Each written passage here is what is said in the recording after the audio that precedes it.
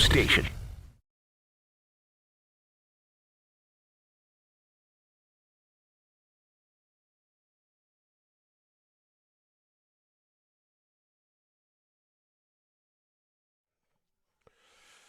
Well, that sucked, didn't it, Dan? That certainly sucked. Bart Carlin on ESPN New York and on the ESPN New York app. Dan Graca is in for Bart, who is over in London with the Jets. Dan, is there any more of a word that would accurately describe what happened last night than sucked? Well, are you talking about Bart being in London with the Jets or the Yankees losing? Which is worse? No, I would say the Yankees. Listen, at least you go over to London. Depends on who you ask. Big Ben, little bangers and mash, you make something happen, you know? I can make that work. Are you a big mash guy? You a big mash guy? Bangers, mash, all that stuff? You know I'm not. Really? Give me the bangers, not the mash. Give me the bangers, not the mash.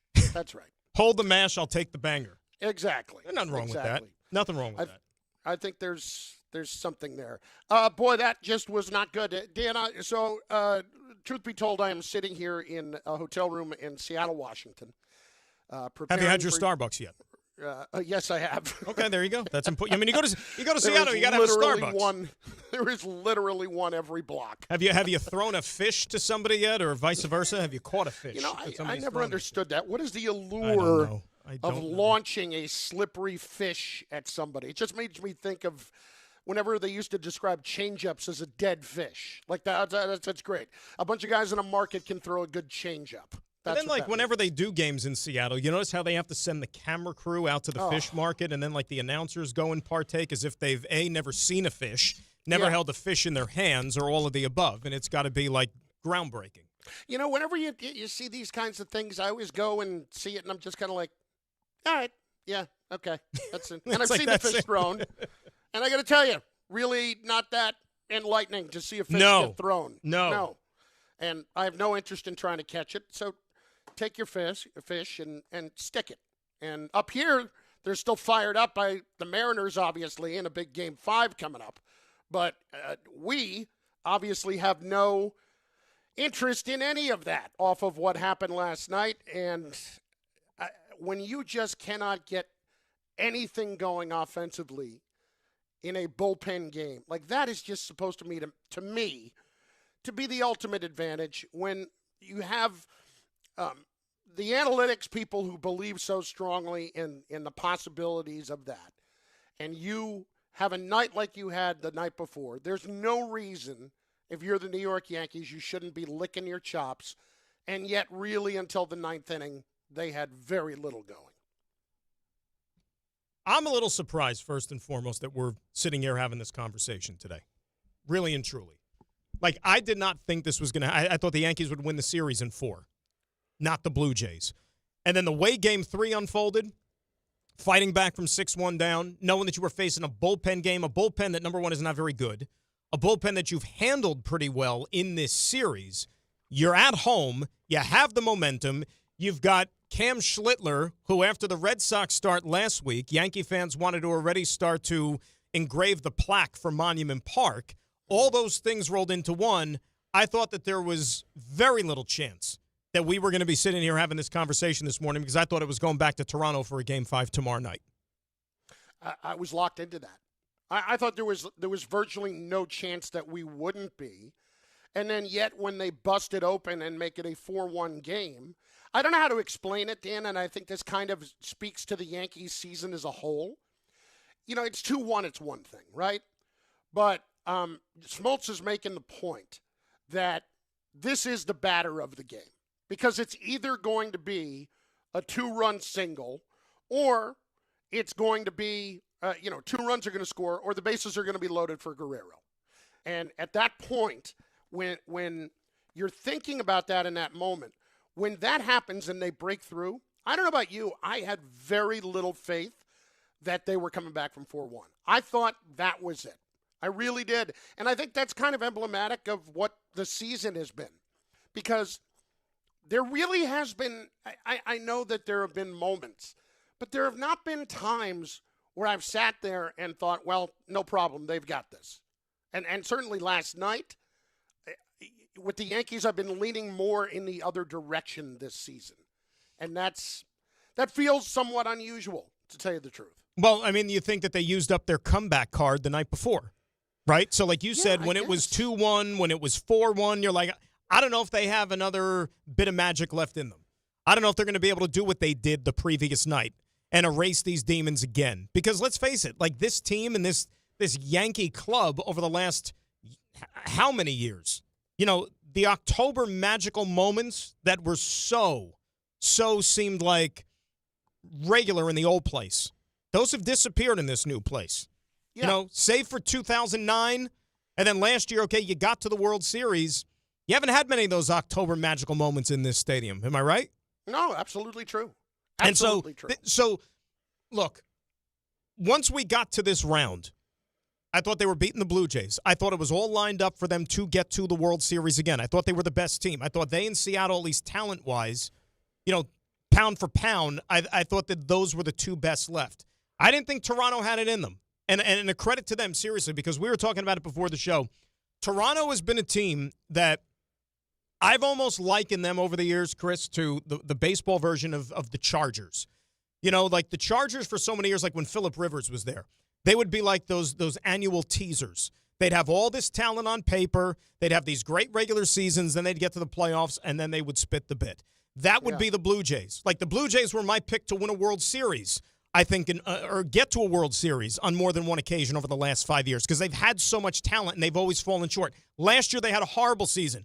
I wouldn't have been shocked if they moved on from John Schneider. I thought he was going to be one of the first managers possibly fired this season if they didn't get off to a good start. For them to win a division and for them to be able to come through in these moments and to finally pay off the talent that they have, and now that you probably have to consider with the ride they're on, maybe the favorites to get to a World Series. Credit to them, but I just didn't think they had it in their DNA. And that's part of also the reason why I thought the Yankees would find a way to solve this. Well, that speaks to the bigger issue right now. The Yankees don't have it in their DNA either. No. They don't.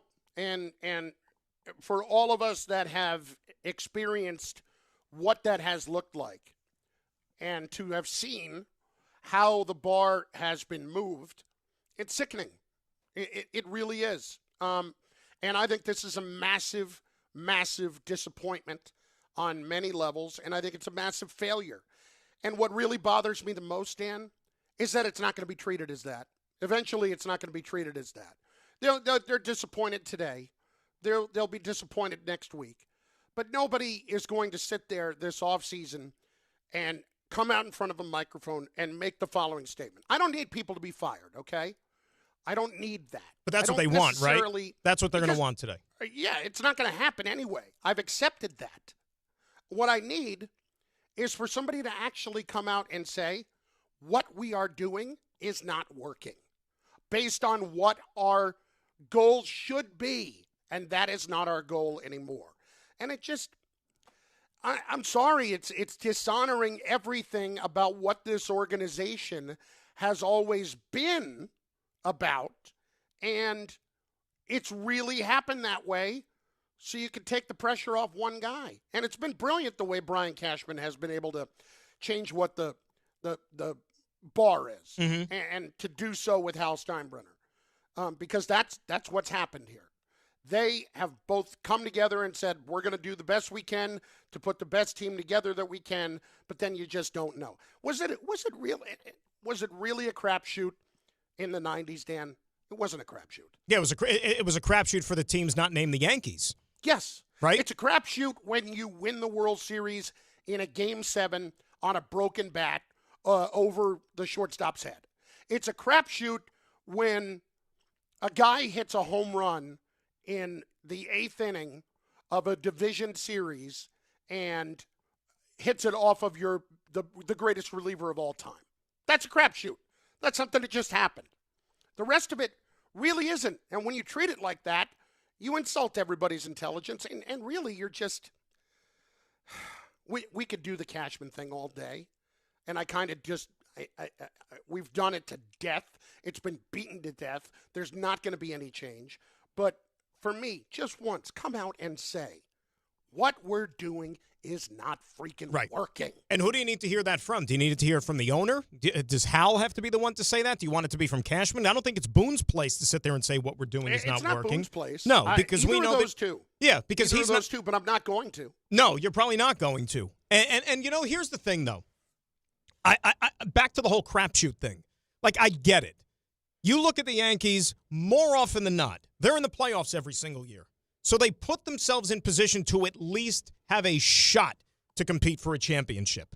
And you might say, oh, well, everybody makes the playoffs. Okay, well, I give you the 2025 Mets. If it's that easy to make the playoffs, how come the Mets couldn't even find a way in this year? With an $8 gazillion payroll, they gave Juan Soto the richest contract in the history of the game. They were 2 wins from the World Series last year. It's not like they had a crap team on paper, yet they couldn't make the playoffs. So I give the Yankees credit in that sense that they still somehow find their way into the Derby each and every year. What they have to get to the bottom of is why they never find their way to the very end. Okay, you want to give them bouquets. You want to sit there and put a plaque up because the 2025 team won a pennant and they lost in 5 to the Dodgers. Like, is Cashman and company and Hal, they want to take a bow just because they got to the World Series last year? Like, that's supposed to give them a free pass from the fans for the next 5-6 years just because they got to a World Series?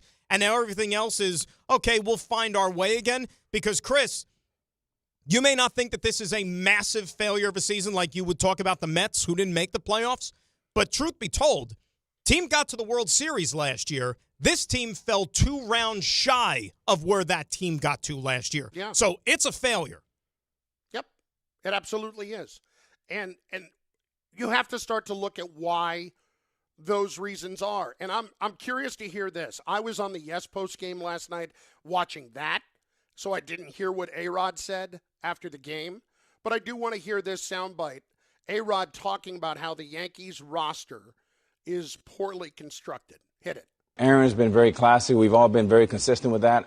Honestly, from the entire organization, he's the one guy with Circle that has least to blame. I mean, he's got a lot of talent, but for me personally, one of the worst construction of a roster I've ever seen. You have 3 left-handed catchers, you have 5 DHs, you have a first baseman in and out. It's just a very, very difficult hand for Boone, and honestly, they were exposed against a much better Jays team.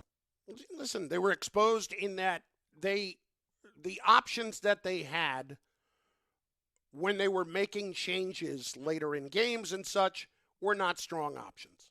They just weren't. Yes, there were aspects of it that were too left-handed, too right-handed in spots, too this, too that. I get all that. What I really don't understand is why, with a team that still does the right thing in accentuating the importance of starting pitching, because they do, why you continue to find yourself in this spot where at the middle of the year, Dan, you're trying to go out there and just grab every possible arm that you can, every possible somewhat reliable reliever that you can to fix a problem that has been, frankly, unfixable for a while. And you know what's interesting, too? We put such a point of emphasis on the trade deadline and the moves that are made then, and they're so highly scrutinized. And think back to August the 1st, right, when the dust settled after the trade deadline. You know, I remember being on that very next morning. You know, I was flying solo on the morning show. I think 2 people called in 4 hours, but that's neither here nor there. That's a good time. They were all fired up with the trade deadline. But, you know, nationally, if you look at the winners and losers, if you will, like the hot takes right off the bat, order them any which way you want. But generally speaking, most people would have agreed that Mets, Yankees, Padres, the 3 winners at the trade deadline who went in and made the biggest moves. And they all brought in big bullpen pieces as well. What do the Mets, the Yankees, and the Padres all have in common, Christopher, on October the 9th? They're home. They're home. They're home. So, yeah. I mean, that's not necessarily the path to, you know, rags to riches, if you will, and to get to a World Series. Look, there's a lot of things we can pinpoint here. You know, we thought the pitching was figured out, but let's go back to the offense. A week ago, I'm sitting in this chair throwing bouquets at the Yankees, saying you got by the Boston Red Sox scoring 9 runs, only 9 runs in the 3 games because you pitched so well.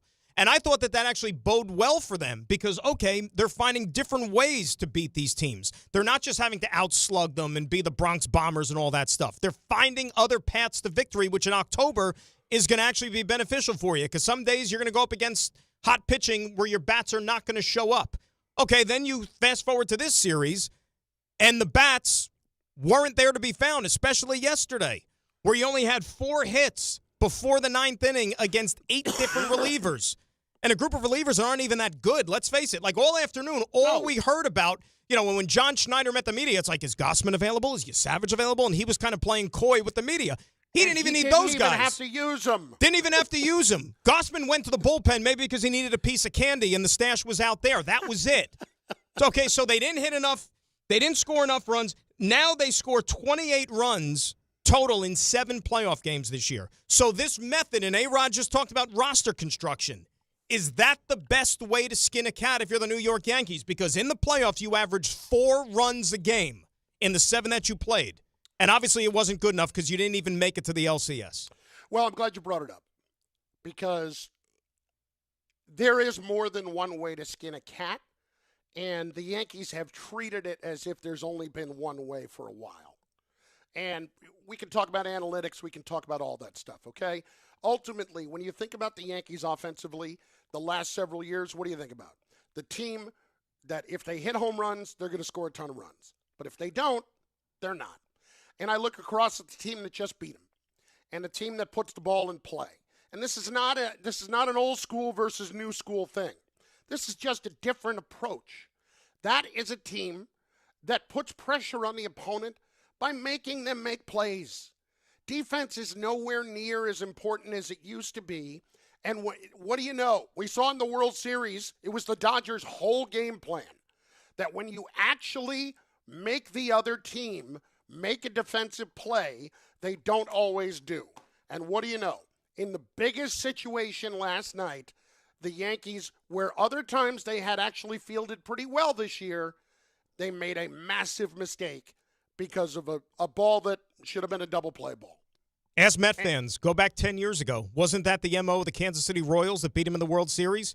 Mets came into that series with all the young flamethrowers, the power pitching, and they just mowed down the Cubs and mowed down the Dodgers. That Royals team was a pain in the you-know-what to strike out, and they put the ball in play. They didn't have a lot of mashers in that lineup. They had contact hitters. And what happened in that series? 5 games is all it took. Yep. Right? So, look, give Toronto credit. And I don't know, if I'm a Yankee fan, like, do you want to see Toronto go and win this whole thing? Do you want to see them get to the World Series? Because what happens if Toronto goes to the next round, and whether it's Detroit or Seattle, and then finds a way to beat them and shuts them down? Probably going to make you feel even worse, right? Because I think that from a Yankee standpoint, if it makes you feel worse, okay. If it makes you feel better, it's a cop-out. I really, they're at the point where I wouldn't care what happens here. Like, I need to look at my own house and figure out what my problems are. Well, the other thing, I'm not going to. You will not find me, Danny. They could win the World Series. You will not find me at the end of it saying, "Well, they lost to the best team." Well, it's not going to fix anything. I swear to God, if I hear that, yeah, I swear to God, it's not going to fix anything. You still got to look in the mirror and you got to figure out what's wrong in our house and what's wrong with our team. How can we get better? And here's another thing too, which isn't getting talked up enough. Okay, you just lost in 4 games to a team that was clearly better than you, and they beat you without one of their best players in Bo Bichette, the guy who was second in the American League in hits this year. Great point. You know, Great point. Whoever you want to consider to be the second best hitter in the Yankee lineup is, take him out of this series and see how well you do. It's a great point. And that's what Toronto basically just did. Yeah, and without really breaking a sweat. To be truthful, without really breaking a sweat. 800-919-3776. Yankee calls, we're going to get them in early and often throughout the show because today is mostly about you. We do have some football to do, and we're going to do that because it feels like at times we're contractually obligated to talk about the Giants and to talk about the Jets, even though we're not. Well, at least Giants have a game tonight, you know. Somewhat justify the conversation, you know. I know it'll justify it, and it's just like 1-9, man. 1-9. Well, I mean, think about this. Like, I don't remember if I had this thought last night before I went to bed or when I woke up this morning and trying to figure out what day it was. But what does New York baseball and New York football have in common? Their seasons are over in October. Right? And it pains me to say, but it's true. Is it not? Yeah, it's accurate. Dan, the other day, we had somebody call up about the Knicks on October 4th. About the Knicks on October 4th. Can't do that. Let's get to the calls. 800-919-3776. Lewis in Poughkeepsie is up first today on ESPN New York. Lewis, how are you, brother boy? What's going on, guys? How are you? Chris, I spoke to you not that long ago critiquing the team about, Cashman being GM for life, and it's like, what do we need to do, man? What do we need? Do we need to impeach this guy? Do we what's going on? Steinbrenner, man, it ain't happening. It's not happening. I know it's not happening. It's the most frustrating thing. And you know what, guys? I can handle losing. You can't win all the time. The other teams are also trying to win, right? But what does bother me is when we lose and then I'm spoken to like a child, like I didn't just witness with my own two eyes what I saw, the product on the field. I saw something from 2009, the last time they won, obviously, and multiple batters hit over 300. Multiple batters hit over 250. This lineup, multiple batters hit under 200. The vast majority hit under 200. Well, they'll tell you batting average doesn't matter, right, Lou? They'll tell you nowadays batting average doesn't matter. It doesn't matter. It's all a crapshoot. That doesn't contribute anything to the game. That's what bothers me, man. It's when I'm witnessing something with my eyes and this organization saying, no, you didn't see that. You didn't witness Volpe, embarrassing himself multiple times this year. You didn't see that. He's elite, actually, and we would know. You don't know. I can see it with my eyes, man. And if I can see it, and I'm a hack, then people who are paid millions of dollars on the opposing teams can see it. Come on, man. Like that's all I'm saying. Losing happens. It happens. You can't win all the time. Even when the Yankees were outspending everyone, they did not win all the time. I get it. But it's how you lose, and it's how you react to losing. And next year we're going to run it back again. I know we're going to run it back again. The exact same philosophy, the exact same everything, and they're going to lose again in this fashion with a whimper. They didn't even lose going out like falling on the sword. They lose with a whimper, and that's what just drives me crazy. It drives me crazy. Thanks for the call. Thanks for letting me vent. I appreciate you guys, but it's crazy. No, it is, and I get it, and that's why I honestly, I'm not even a Yankee fan, but if I were, one thing that would just appease me is if someone would just acknowledge what's happening is not working. That's all. Just acknowledge it. I thought what he said right there, Dan, don't speak to them like they're idiots. Right. Don't do that. You have to, right? Because, and look, here's what I'll say to Lou, and I'll say to all Yankee fans. All right, Lou was a little hard there, and I understand that it's the emotion probably and all that stuff. And he's like, we're not going to win again next year. You can't think like that. No. One season has absolutely nothing to do with the season that follows it. I mean, look, the Toronto Blue Jays were a last-place team last year. Do you think that their fans after the season saying we're not going to win next year? No, they ended up winning a division, okay? And now they're 4 wins away from a World Series. So it's finally their turn. And by the way, you want to think to why the Yankees season is over? I mean, there's a lot of reasons we could point to, but one in particular, they couldn't win a game in Toronto, right? Yeah. They lost 8 out of 9 games in that building this year. If they had only won one more of those during the regular season, they'd be division champs. They would have home field in this series. They would not have had to win a game in Toronto in this series to get to the ALCS, which obviously we know that they couldn't. And in games 1 and 2, they got absolutely shellacked, right? So That's the thing that cracks me up about baseball in the regular season. Because I get it, it's 162, and unless you're a diehard, maybe you're not going to think every single game matters necessarily. But no, they all matter. They all count the same, even the ones in April and May, right? I'm going to be on an island for this, and that's fine. I still think something's a little sketchy up in Toronto.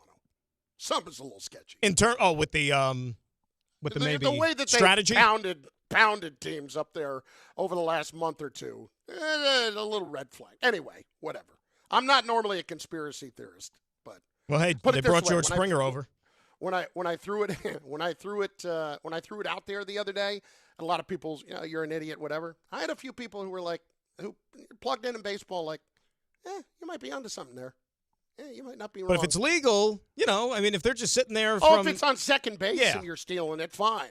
But if it's, somebody's sitting around with a headset on and they've cracked the code to the pitch calling situation, that's a little different. That's a little different, right? So can you imagine somebody sitting like in the front row with the headphones on like they were Steve Bartman back in the day and just tapping their leg like the guy in Casino to signal his guy across the way?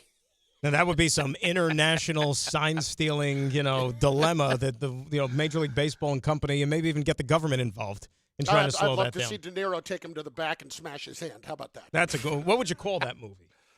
I don't know. I'm a loser for even thinking of that movie. Yeah. Listen, here's the deal. Load up on the lines. Jason McCourty's going to join us next. But right after that, it's all about you. The lines are open for you, so get on board right now at 800-919-3776. We do some football in a moment. Then we continue with your pain and why you're probably going to remain in it. It's Bart Carlin on ESPN New York and on the ESPN New York app. The Association on Aging in New York is celebrating the 60th anniversary of the Older Americans Act, which funds vital programs for millions of older adults. Services include meals, transportation, home care, Medicare counseling, case management, and caregiver support. Today, people are uncertain whether some programs remain available. We can help. To learn more about these essential programs and how to keep them, visit our website at agingny.org. Sponsored by the Association on Aging in New York. Nassau County delays continue on the eastbound LIE coming out toward exit 40 at Jericho Turnpike. It's a crash. At least the HOV and left lane blocked eastbound side of the LIE, and those delays go way back over to Lake Success. Northern State Parkway looks to be a whole lot better. On the Throgs Neck Bridge, there is an accident going north and southbound delays. It's a southbound accident, but you've got northbound rubbernecking there on the Throgs Neck between Queens and the Bronx. And the Whitestone Bridge, not much better, leaving Queens, going northbound side up toward the Bronx. You got the George Washington Bridge, Lincoln and Holland tunnels, all 15 to 20 minutes still. And on the downtown West Side Highway, Henry Hudson, that's heavy and steady from the bridge all the way down toward the 70s.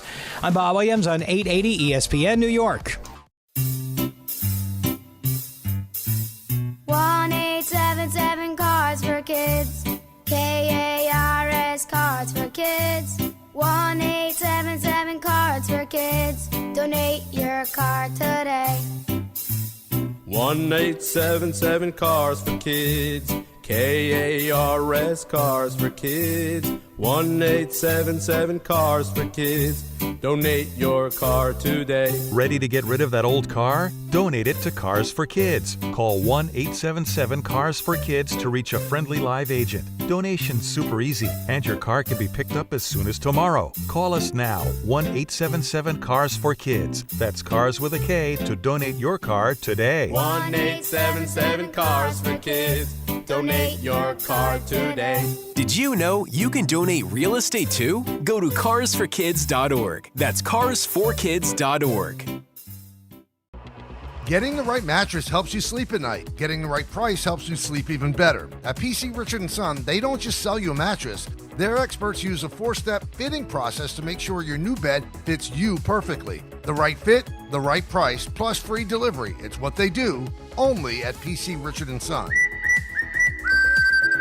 Free delivery on mattresses $199 and up. Excludes Manhattan. See stores for details. You know so much about who you are. But do you know what makes your body your body? With over 100 lab tests and insights, Function can help you know the truth. Because you know you're made of grit, wit, and a good heart. But just how healthy is that heart? You know you're made up of all the places you've called home. You know you're made of your mom's sarcasm. And now you can find out if you have her thyroid too. You know you're made of college all-nighters and 30s early-nighters. but those still don't explain your sleep issues. You know that you're made up of good meals with even better conversation. But are you actually absorbing those nutrients? A Function membership gives you a comprehensive health check with results tracked over time. Find out what you're made of at functionhealth.com. Ballybet Sportsbook. Yo, Ballybet stacked for football season. When it comes to sportsbook apps, it's undefeated. Ballybet. Check out that brand new parlay zone. Here's the kickoff. Build your bets and place them right on your phone. What? Live bets, daily boosts, and promos. Increase your odds so you can win more dough. Touchdown! Ballybet's the play. Make game day more fun and download it today. Must be 21 plus, New York only. Gambling problem? Call 1-877-8-HOPE-NY. Ballybet, Sportsbook and Casino. Download it. At Uline, they know firsthand the road to success is an uphill climb. Uline started in the family basement, and through hard work is now North America's most trusted shipping and industrial supplier. They get what it means to have the support of reliable, hard-working partners. So they keep 41,000 items ready to ship. Whether your company is still in a basement office or expanding cross-country, Uline will be there on your road to success. Visit uline.com. Actual price will depend on product and subscription plan. Featured products are compounded drug products, which the FDA does not approve or verify for safety, effectiveness, or quality. Prescription products require an online consultation with a healthcare provider who will determine if appropriate. See website for details, restrictions, and important safety information. Want a boost in and out of the bedroom? Hims has you covered. Introducing a new 2-in-1 approach to level up your game. Tadalafil for better bedroom performance and zinc for testosterone support. Put it all together and you've got what you need to turn things all the way up. Getting started is simple. Just go to hims.com/joy to start your free online visit. Through Hims, you can access ED treatments including pills, chews, and more. 100% online. No office visits, no pharmacy lines. Just fill out a simple intake form and a licensed medical provider will determine if treatment's right for you. If prescribed, it ships free and discreetly to your door. Find affordable treatment options at up to 95% less than brand names at hims.com/joy. That's hims.com/joy, HIMS.com/JOY.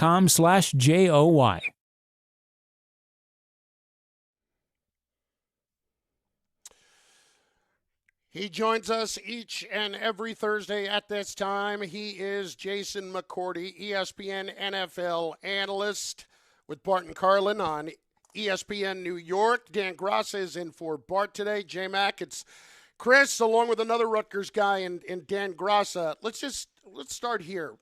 Listen, I know you're not a baseball guy, but just answer me this question. What was the worst loss that you ever had as in any level of playing in your life, and how long did it take you to get over it? Oh, worst one, man.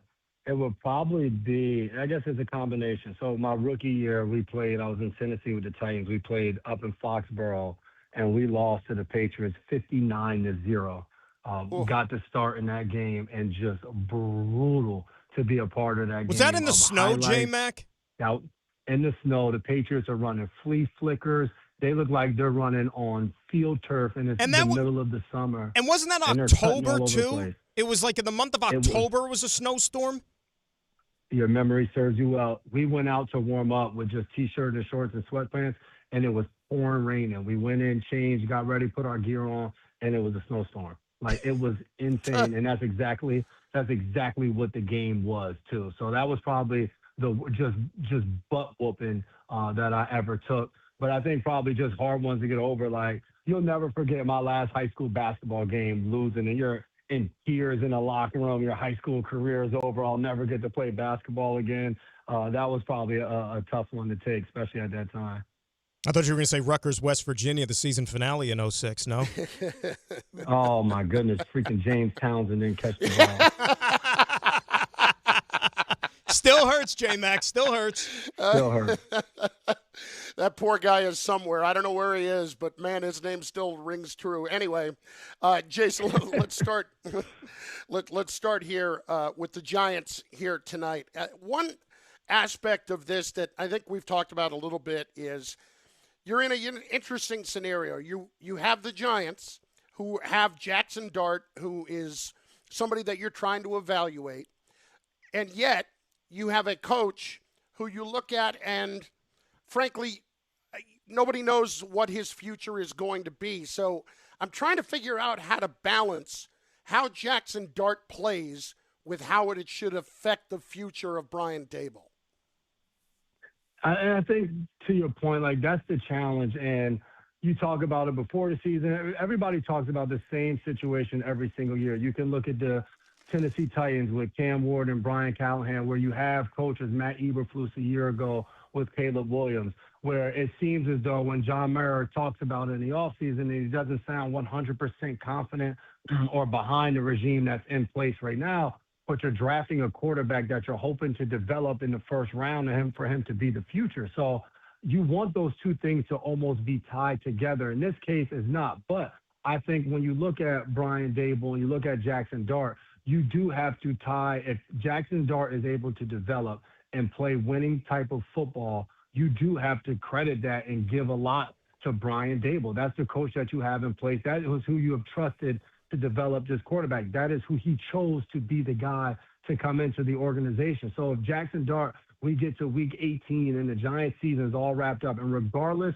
of what the record is, in that moment, if you feel like you have found your franchise quarterback, you have to look at the head coach situation and say, all right, is the roster good enough to win games? Should we have one more? If not, and the quarterback is developed, then you try to figure out a way to make the roster better and keep him as your head coach if you believe that he has built a team, that a quarterback and a team around him that could possibly win in the future.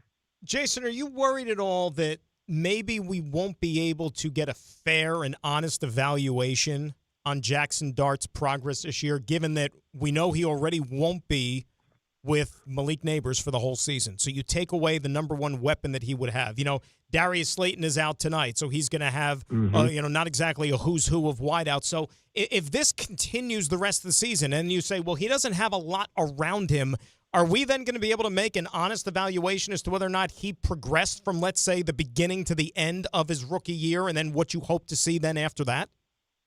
I think you evaluate the body of work and you take all the variables within it. I don't think at the end of this season, to your point, you're not going to close the door on Jackson Dart at the end of this season and say, well, he didn't do enough, and you're going to look at his supporting pass and not take any of that into consideration. I think you're going to give Jackson Dart the benefit of the doubt regardless of how the season unfolds. But I think you look at where he started from game one, where he only had Malik Neighbors for a quarter and a half before he lost him for the season. So from that game against the L.A. Chargers in New Jersey, from that game until the very last game of the season, that body of work, was there a progression? Did he get better? Did he lead this team? Is there something about him that makes people gravitate and want to follow him? And those are some of the traits we saw in that first week. In the beginning of this past week against New Orleans as well, the offense that they came out in, a lot of 12 personnel, getting the tight ends involved. Now, I don't think they made the necessary adjustments beyond that, and turning the ball over doesn't help.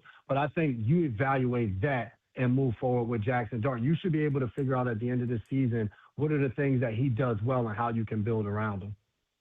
Jason McCourty is with us. He, of course, ESPN NFL analyst. You have a game this week with CBS, too? Yes, I do. I'm in Miami. Got the Chargers and Dolphins. Ah, gotcha. Okay. Well, I'll ask you about that in a minute because the Chargers are very interesting right now. But the other question I have about the Giants tonight, when I watch them defensively, we know what their talent's supposed to be, J-Mac. Why has this not come together what you would have expected? Because if they were going to be more competitive, it was going to be hanging their hat on that. I would love to see them do a little bit more in the secondary. I think up front, you see them where Brian Burns is off the ball sometimes, Abdul Carter, and they move around and you don't know where each of those guys are coming from, especially when they get to third down and they start running games up front and it's challenging.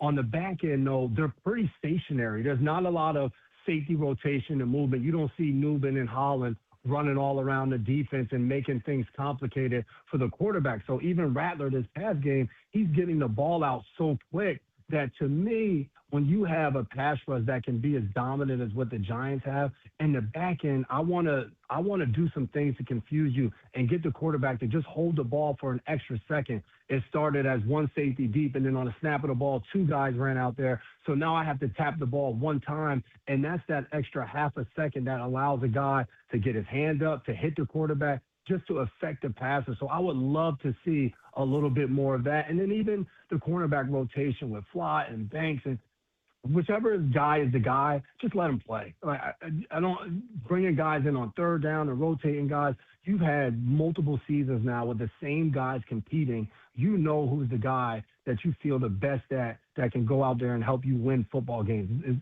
Whether it's Banks or Flott, are they going to be perfect every snap? No, but you got to trust one of them and let them loose. But that back end, I would love to see them do a little bit more. And Jason, I'm glad you brought that up too, because let's face it, Flott's been better.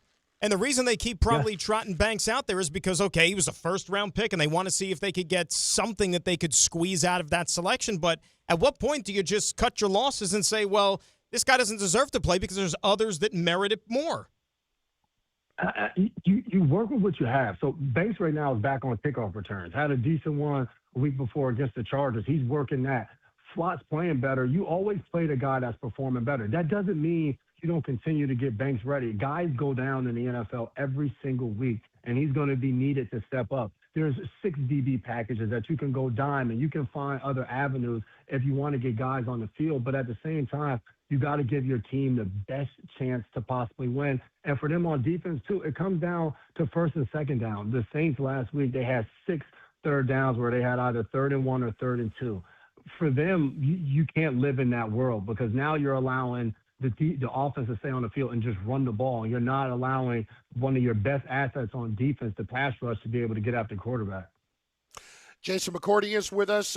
Jason, on the Jets, it's interesting that we have talked about all the different machinations of what's going on here with Aaron Glenn. You know, as you watch them more and more on defense, it feels like it's just one play here and there.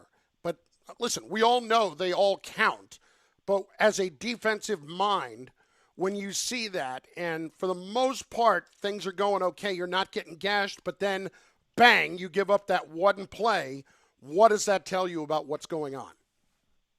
My issue when I watch the Jets is that they just look so undisciplined. And that, to me, is the part that's confusing because I wouldn't have assumed that. Now, there's going to be, when you get a new head coach, and maybe it is learning a new system, whatever excuse you want to bring up. And then obviously there's going to be a talent standpoint where you want to get more guys in, but the amount of times they bite on play action and they're a man-to-man and a guy loses eyes on his man, the long run before halftime, like to your point, it just seems like it's just a play here and there. But when it looks like some of those plays are effort-based, that's hard to overlook and say, that's just a play. When you don't see all 11 guys sprinting, running full speed to the ball, when you see 4 guys miss a tackle on a play, like those are just fundamental things to the game of football, whether I know the scheme or not, or I'm trying to understand it.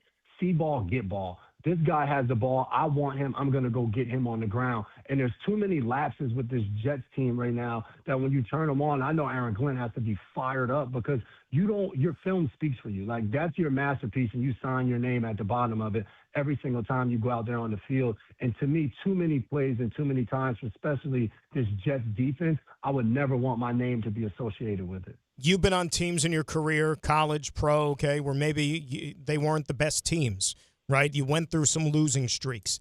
At what point does the message from the head coach not resonate anymore to guys in the locker room? I think over time, it's for them, it's still so soon that there's no way. I can't believe they're tuning out of Aaron Glenn this soon. I just think you get in these ruts, and it's hard to get out of, especially when I was a part of the Tennessee Titans for years where we weren't winning. And each and every year when you don't start out hot, it feels like the carousel of here we go again, and you can't get out of your own way. So I think it takes time to build a culture and set a different foundation than what you've been doing for the prior years. It's just disheartening because the Jets looked better a year ago than they do right now. So that's the part that's hard. But I can't say that I believe you're not listening to the call. I think over time, when you get to year 2 and it's the same thing and you're halfway through the season, it's just like, all right, man, I had Ken Wisenhunt when we were in Tennessee. In year 1, we were trying to buy in, and he had a different way of doing things. It was like, all right, this guy's won a lot of games. By the time we got to the halfway mark of year 2, he ended up getting fired. But players in the locker room was like, all right, man, this ain't it. This doesn't work. I mean, what we were doing before maybe wasn't it, but this isn't either. So I think you at least got to give it a season. Last one, and I'm kind of remiss in not asking about this before, but listen, you're not in the building. Nobody knows exactly what's going on. But from the outside, looking at the whole mess with Belichick in North Carolina, what are you seeing? Oh, man, I think, being honest, you look at the situation from when he first got there and all the headlines that were made all off season about him, about the girlfriend. There's been so many distractions that have had nothing to do with the game of football that the season unfolding the way it is to no surprise. And I was coached on the Bill for 3 years, and one of the main things was eliminate distractions. We would be in a team meeting and we would talk about across the league things that were happening where players, coaches, teams were creating distractions for themselves. And his saying was, you can't win until you keep from losing. And that's losing football on and off the field. So when you look at all of that transpired, and now this game start, you think that's going to be a team that's well prepared, that's focused, that's ready to go, a coaching staff that's going to be focused, prepared, and ready to go? No. The guy at the very top has been distracted the entire season, the entire offseason. So I think that was the microcosm of what we're seeing unfold. And at this point, with all the rumors you're seeing, you have no idea how this season is going to end up finishing for North Carolina. J-Mac, great stuff. He's got Chargers and Dolphins this week. We appreciate it, man. Thanks. As always, we'll talk to you next week. Yes, sir. Sounds good. See you guys. Thanks, Jay. Yep. That's Jason McCourty, ESPN NFL analyst. I mean, that last part on Belichick, that the guy who always talked about no distractions has been nothing but. Well, it's amazing. It's amazing. I mean, we could sit here and do 3 hours on it, for crying out loud. But it's like, whether you were skeptical as to whether or not it was going to ever work is one discussion. I don't think anybody in their right mind would have thought that they would be having talks of blowing this up before the end of the first year. No. Halfway through the year. Are we officially halfway through the year? Not even. Just about. I think they're what? They're 2-3? Yeah, so one more game is halfway. Yeah. And frankly, if it was going to be about him going back to the league. And that was it. But you saw that report. I mean, you saw that report that came out yesterday how, during the bye week, assistant coaches couldn't even get a hold of him. Couldn't get him on the phone. He was apparently up in Nantucket. Even though it's a bye week, I've never known a head coach that took the bye week off and wasn't recruiting or something. Anyway, whatever. More of the Yankees. We're getting to that next. More of your calls on that front in moments at 800-919-3776, 800-919-ESPN. Who do you blame the most, and are you at all hopeful that anything is going to change? It's Bart and Carlin, Dan Graca in for Bart on ESPN New York. Is college even worth it these days? At Empire State University, it actually is. They are SUNY's leading online university. Flexible, affordable, and built for real life. With more than 120 degree programs, you can study what matters most to you. And students agree. They're ranked #1 in student satisfaction among SUNY schools. Whether you are finishing what you started or starting fresh, your goals are within reach. See for yourself. Visit SUNYEmpire.edu before the next term begins. Score a win this game day with Amazon Pickup, the MVP of package pickup. Need that new football jersey for the big matchup? With Amazon Pickup, you can collect your order from secure Amazon lockers or counters near you on your schedule. Whether you're running from work or home or straight to the tailgate, Amazon Pickup makes it easy and worry-free at no extra cost. Don't miss kickoff. Grab your gear and your packages when it works for you. Find your nearest Amazon Pickup location at amazon.com/pickupmvp. That's amazon.com/pickupmvp. Just printed from the Erie Canal Press, the most coveted ticket, New York Lottery's $1 million raffle, hath arrived. 15 fortunate souls shall come into the fortune of a millionaire. Translation, the $1 million raffle is here, and 15 winners are going to become millionaires. The New York Lottery commemorates 200 years of the Erie Canal with your best odds of winning $1 million. Limited tickets available. Ask your local retailer today. Please play responsibly. Must be 18 plus. Gambling problem? Call 1-877-8-HOPE-NY or text HOPE-NY. 1-877 Cards for Kids. KARS Cards for Kids. 1-877 Cards for Kids. Donate your car today. 1-877 Cars for Kids. KARS Cars for Kids. 1-877 Cars for Kids. Donate your car today. Ready to get rid of that old car? Donate it to Cars for Kids. Call 1-877-CARS-FOR-KIDS to reach a friendly live agent. Donation's super easy, and your car can be picked up as soon as tomorrow. Call us now, 1-877-CARS-FOR-KIDS. That's Cars with a K to donate your car today. 1-877 Cars for Kids. Donate your car today. Did you know you can donate real estate too? Go to carsforkids.org. That's carsforkids.org. Switching to Progressive is a game-winning call. And that reminds us of other game-winning calls in the history of sports. It was a doubleheader in August and really hot inside the concession stand. So instead of waiting for people to come to me, I figured I'd walk around yelling, "Hot dogs here!" And that's how I became the first hot dog vendor in sports. Okay, not really a game-winning call, but it was a good call. You can make one too. Switch to Progressive and you could save hundreds. Progressive Casualty Insurance Company and affiliates, not available in all states. Okay, I have to tell you, I was just looking on eBay where I go for all kinds of things I love, and there it was. That hologram trading card. One of the rarest, the last one I needed for my set. Shiny like the designer handbag of my dreams. One of a kind. eBay had it, and now everyone's asking, ooh, where'd you get your windshield wipers? eBay has all the parts that fit my car. No more annoying, just beautiful. Millions of finds, each with a story. eBay. Things people love. This is DiPietro and Rothenberg. The 1-2 to Bellinger. Swing and a miss, and that will end it. And the Blue Jays are going back to a league championship series. Another season ends with the Yankees not winning a World Series. The ending's the worst. They beat us the series. Simple as that. Yeah, we didn't do our job, didn't finish the ball. For me personally, one of the worst construction of a roster I've ever seen. You transitioned from Juan Soto in this series, Fried, Bellinger, like all the guys you replaced Juan Soto with, they did not answer the bell.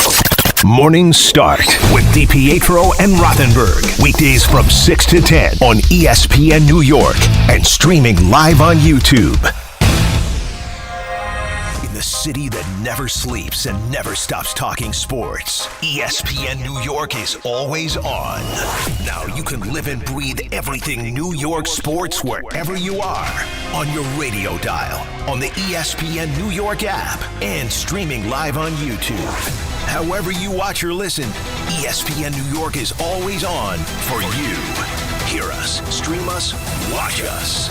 This is ESPN New York.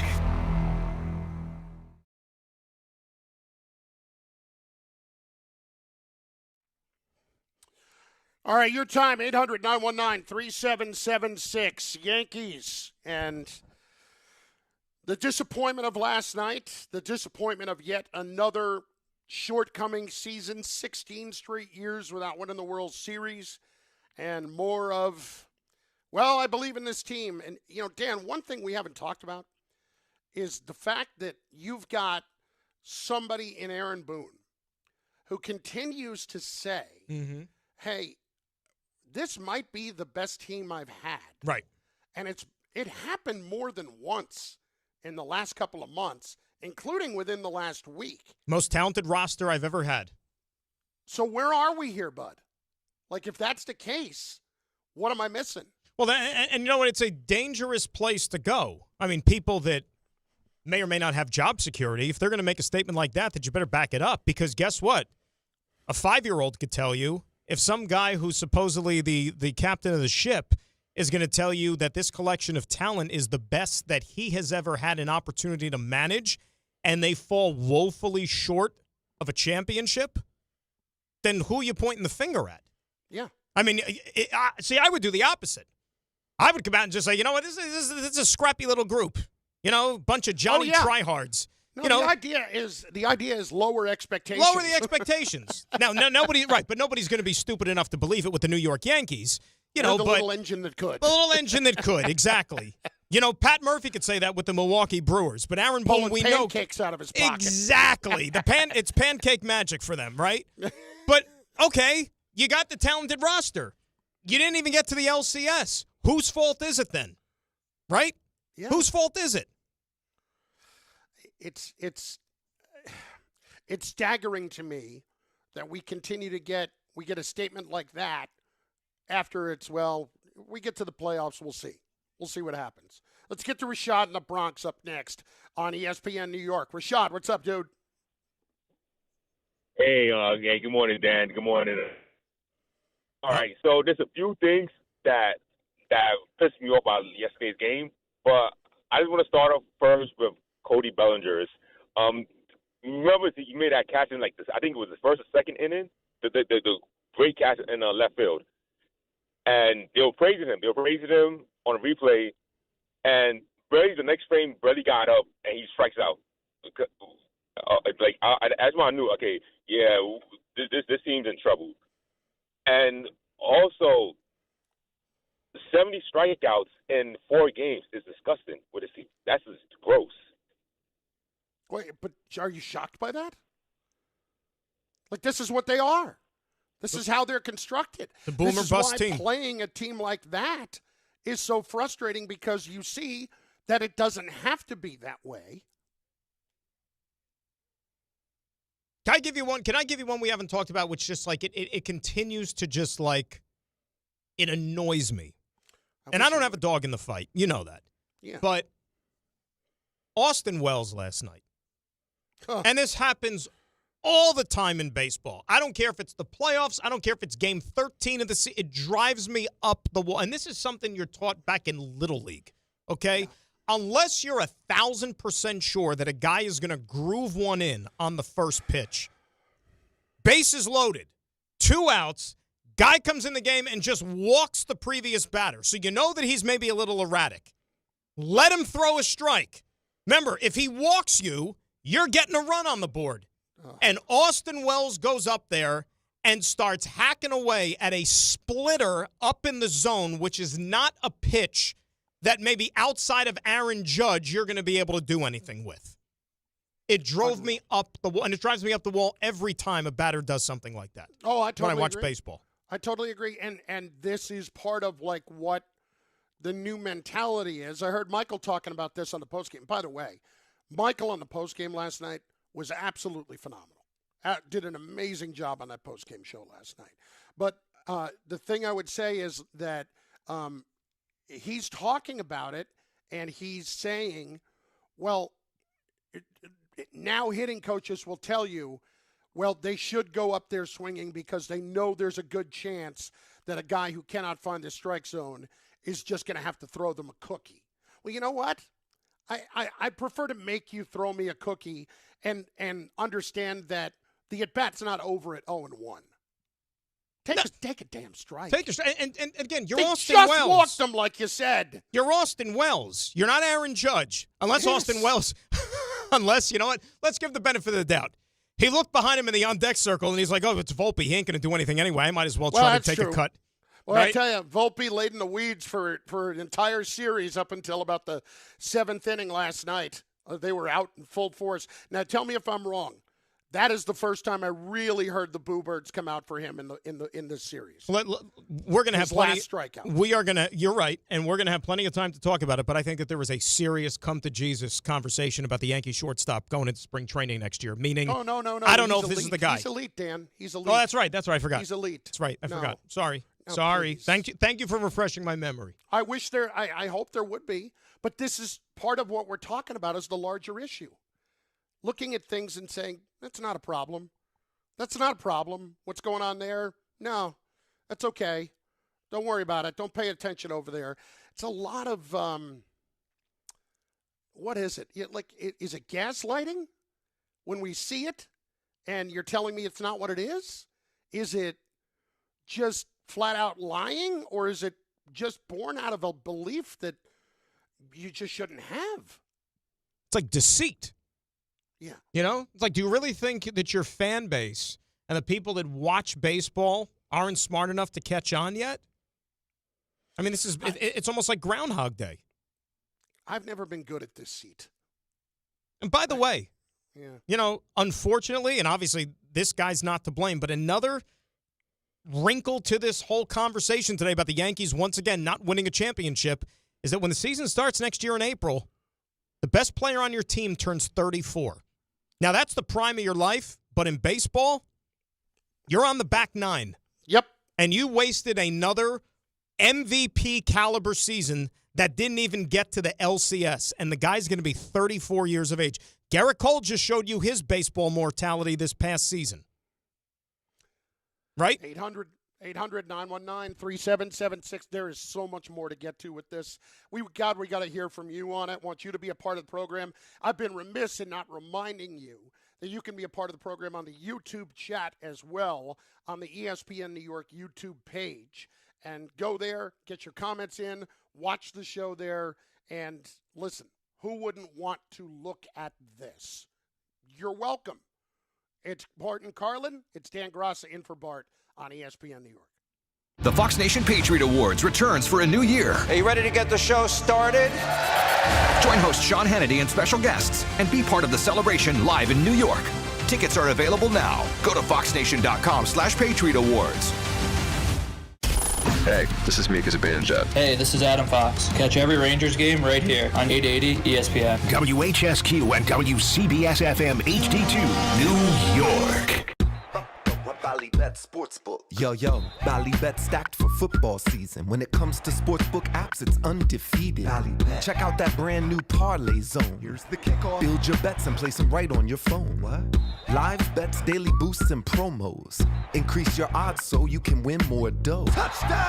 Ballybet's the play. Make game day more fun and download it today. Must be 21 plus, New York only. Gambling problem? Call 1-877-8-HOPE-NY. Ballybet, Sportsbook and Casino. Download it. At City Harvest, we believe no New Yorker has to go hungry. With your help, we're on the road 365 days a year, rescuing over 77 million pounds of nutritious food and delivering it free to millions of New Yorkers, transforming surplus food into sustenance, sustainability, and smiles, rallying thousands of New Yorkers to power a network of nourishment across our city. One day, one meal, and one New Yorker at a time. That's how we feed good. Donate at cityharvest.org. This is an ad by BetterHelp. BetterHelp therapists have helped over 5 million people worldwide on their mental health journeys. That's millions of stories, millions of journeys, and behind every one is a therapist who showed up, listened, and helped someone take a step forward. Moments in therapy, like the right question, a safe space to cry, or a small win can change lives. With over 30,000 therapists, BetterHelp is the world's largest online therapy platform, having served over 5 million people globally. And it works, with an average rating of 4.9 out of 5 for a live session based on over 1.7 million client reviews. This World Mental Health Day, we're celebrating the therapists who have helped millions of people take a step forward. If you're ready to find the right therapist for you, BetterHelp can help you start that journey. Our fans get 10% off their first month at betterhelp.com/timeout. That's betterhelp.com/timeout. At Uline, the prevailing opinion is, if you don't live it, you don't believe it. The people at Uline believe in hard work, and they live it by being there 24/7 to answer your call, having 41,000 items in stock, and offering same-day shipping from 12 locations across North America. Business owners, sellers, buyers, shippers, and packers believe it. Uline is the hard-working, dependable source for your shipping and industrial supplies. Visit uline.com. Actual price will depend on product and subscription plan. Featured products are compounded drug products, which the FDA does not approve or verify for safety, effectiveness, or quality. Prescription products require an online consultation with a healthcare provider who will determine if appropriate. See website for details, restrictions, and important safety information. Want a boost in and out of the bedroom? Hims has you covered. Introducing a new 2-in-1 approach to level up your game. Tadalafil for better bedroom performance and zinc for testosterone support. Put it all together and you've got what you need to turn things all the way up. Getting started is simple. Just go to hims.com/joy to start your free online visit. Through Hims, you can access ED treatments including pills, chews, and more. 100% online. No office visits, no pharmacy lines. Just fill out a simple intake form and a licensed medical provider will determine if treatment's right for you. If prescribed, it ships free and discreetly to your door. Find affordable treatment options at up to 95% less than brand names at hims.com/joy. That's hims.com/joy, HIMS.com/JOY.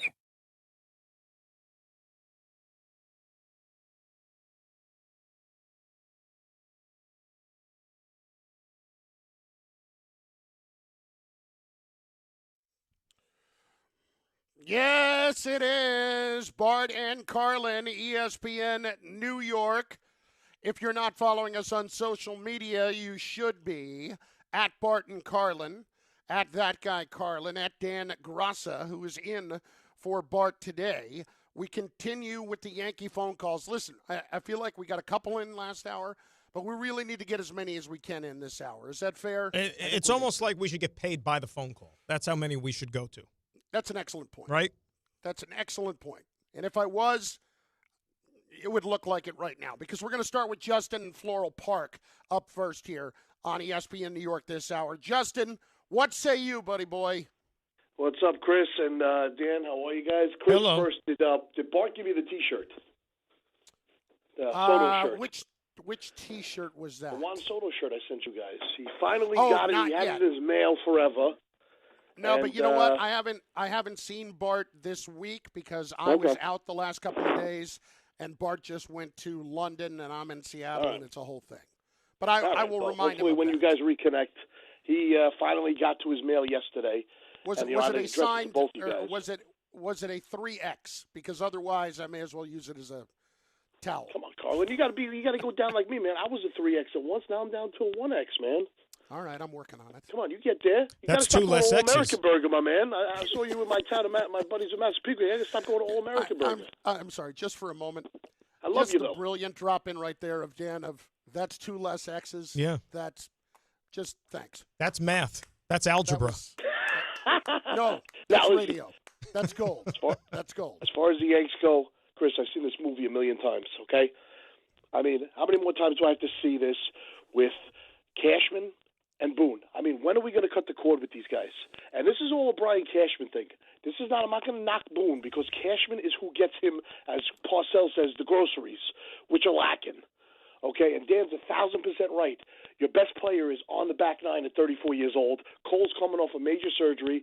Max Fried, listen, great pitcher, but I don't know if he's a great pitcher in the postseason because we saw what he got shelled against Toronto. So this team has more holes than Swiss cheese. Volpe is the most overrated prospect that I've ever seen. Dominguez couldn't even get a start in the playoffs, another guy they hyped up. And what is Spencer Jones going to be next? Because you know Grisham's gone. They're not re-signing him. I hope they bring back Belly. Goldschmidt's gone. And let me ask you something. How is Ben Rice not in the lineup? All right, let's talk about a few of these. Appreciate the call, Justin. First one, overarching. Dan, what do you think at this point would actually have to happen for a real change to ever be considered by ownership? Well, I mean, it seems like we have this conversation with every slump the Yankees go through in the summertime, right? I mean, and it seems like it happens, every year now, at least the last few seasons. Like, we're sitting there in June. Like, remember the beginning of July when the Yankees were up in Toronto, oddly enough, and they got swept the 4 games.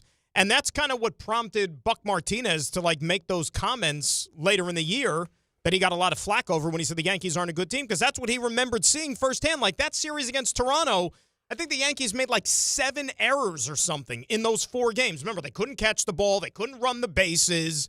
Everything that could have gone wrong did. So it seems like we have these conversations.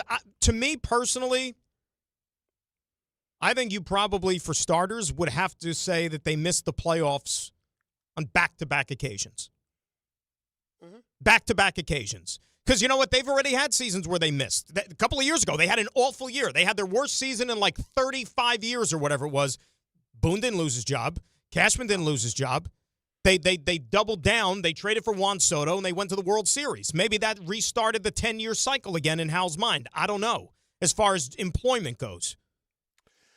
For me, the only thing that usually comes between blood, and I do believe Brian Cashman has become a family member of the Steinbrenners, is money. And so I would think that for them to actually have considered a lot of or any kind of change, it would have to be something that was impacting the money. And that means that you're winning 75 games in the season. And people aren't showing up. And people aren't showing up in the second half of the year. That's what that would have to look like. I can honestly make the argument that they could miss the playoffs 2 years in a row. It's not about the extra revenue from the playoffs to me. It's about the money that they would not be making in the second half of the year. Right. And that's big. So, I mean, if you're a fan, and I'm not sitting here telling fans how to spend their money and what to do with it. No. You want to voice your displeasure? Don't go to the games. There's not a voice that is heard unless it involves a dollar sign. Right. Because say what, like Chris, God's honest truth. This year, and we know what happened with the Mets, but it didn't matter what game you were talking about. And it has never been like this since Citi Field opened. And it opened the same year as the Yankee Stadium with 2009, okay? Game 1 to game 81 on the home schedule. It didn't matter if it was a day game, a night game, a Wednesday, a weekend. It didn't matter. The place was mobbed all season long. I've never seen anything like that with the Mets. So that's how the fans spoke. They had a lot of expectations for this team. They were excited about the Met teams, and they showed up passing through the turnstiles in droves all season long. Remember last year, Steve Cohen called out the Met fan and said, why isn't anybody coming to the games? Like that's the disappointing thing. Like, why is nobody here? Which, I don't know if that was the best tact. So if you want to flip it over to the Yankees are going to be a good team next year. On paper, they're going to be expected to make a deep run, challenge to get to a World Series, I'm sure. So I don't know what's going to dissuade the fans from not going to the games, because the other fact of the matter is, Chris, let's face it, people buy these tickets a long time in advance anyways. Yes. Yes, they do. They make a great holiday gift. They do make a great stocking stuffer. Even though they're digital now mostly, right? Like, you don't get an actual hard ticket anymore. I was thinking this last night when Joe Davis said they punched their ticket to the ALCS. Well, really, they scan their ticket now. It's not punching your ticket anymore. Should we change the call to scan? I like that. Yeah. And I was thinking, legitimately, that's where my brain went. Like, who punches a ticket anymore? You don't even punch a ticket on the train. I miss a good ticket. I really do. Yeah. I miss a good hard, because it feels like I got something. Yes. You know, I paid my hard-earned money. I want to hold it in my hands. I'm not going to put it in my virtual wallet.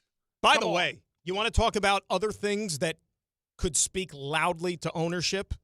How about this? Last year, you had the Dodgers celebrate their World Series championship on your field, right? And then they spent the entire offseason mocking the Yankees as to how they played baseball.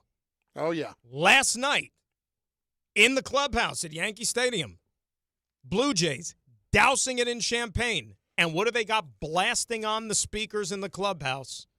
New York, New York. Oh, boy. Right? So this is 2 years in a row that you have your team getting eliminated on your home field and the opposition basically sticking it right in your face. Hal was asleep by that time. You think he was asleep? Yeah, no, I think he had the nightcap on and was out. So you're saying Hal probably wasn't even there. He was down in Tampa?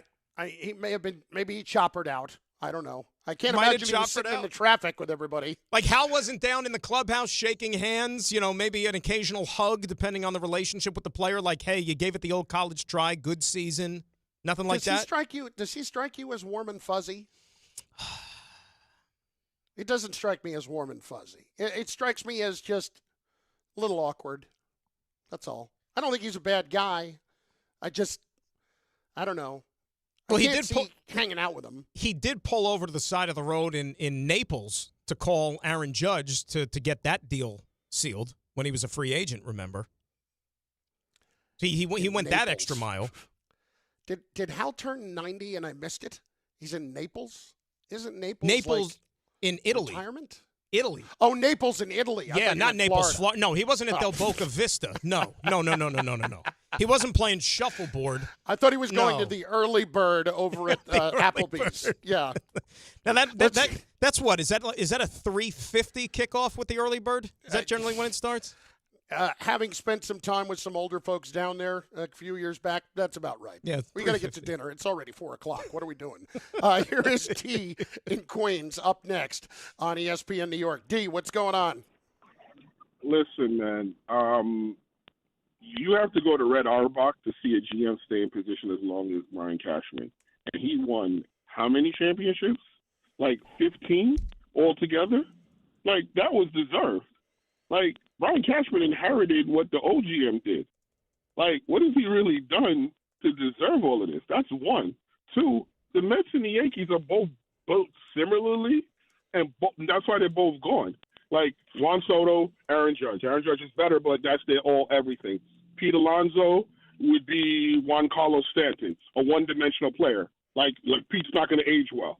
And then you got a bunch of other guys who just like are hackers.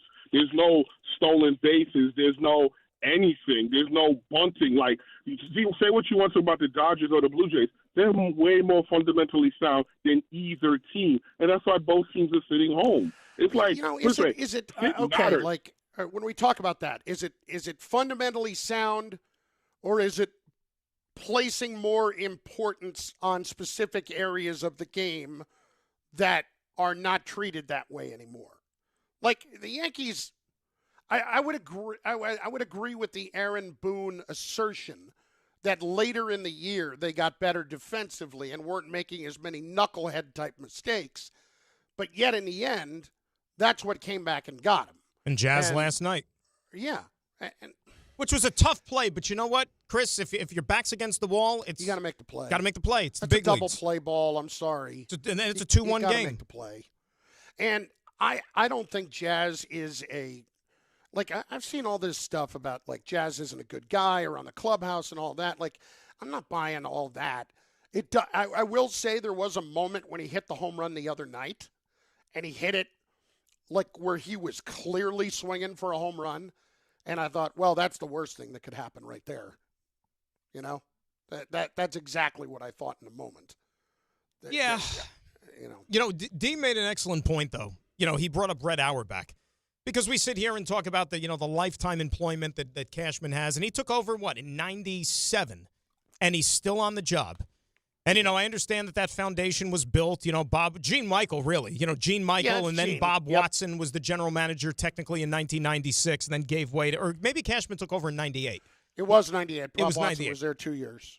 Yeah. So if you think about modern sports, modern team sports, the only other one that I could come up with who stayed in power that long and never even had a championship to show for it.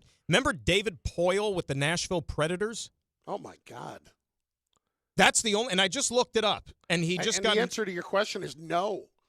Well, David Poyle was the head of hockey operations and the general manager for the Predators from 1997 to 2023.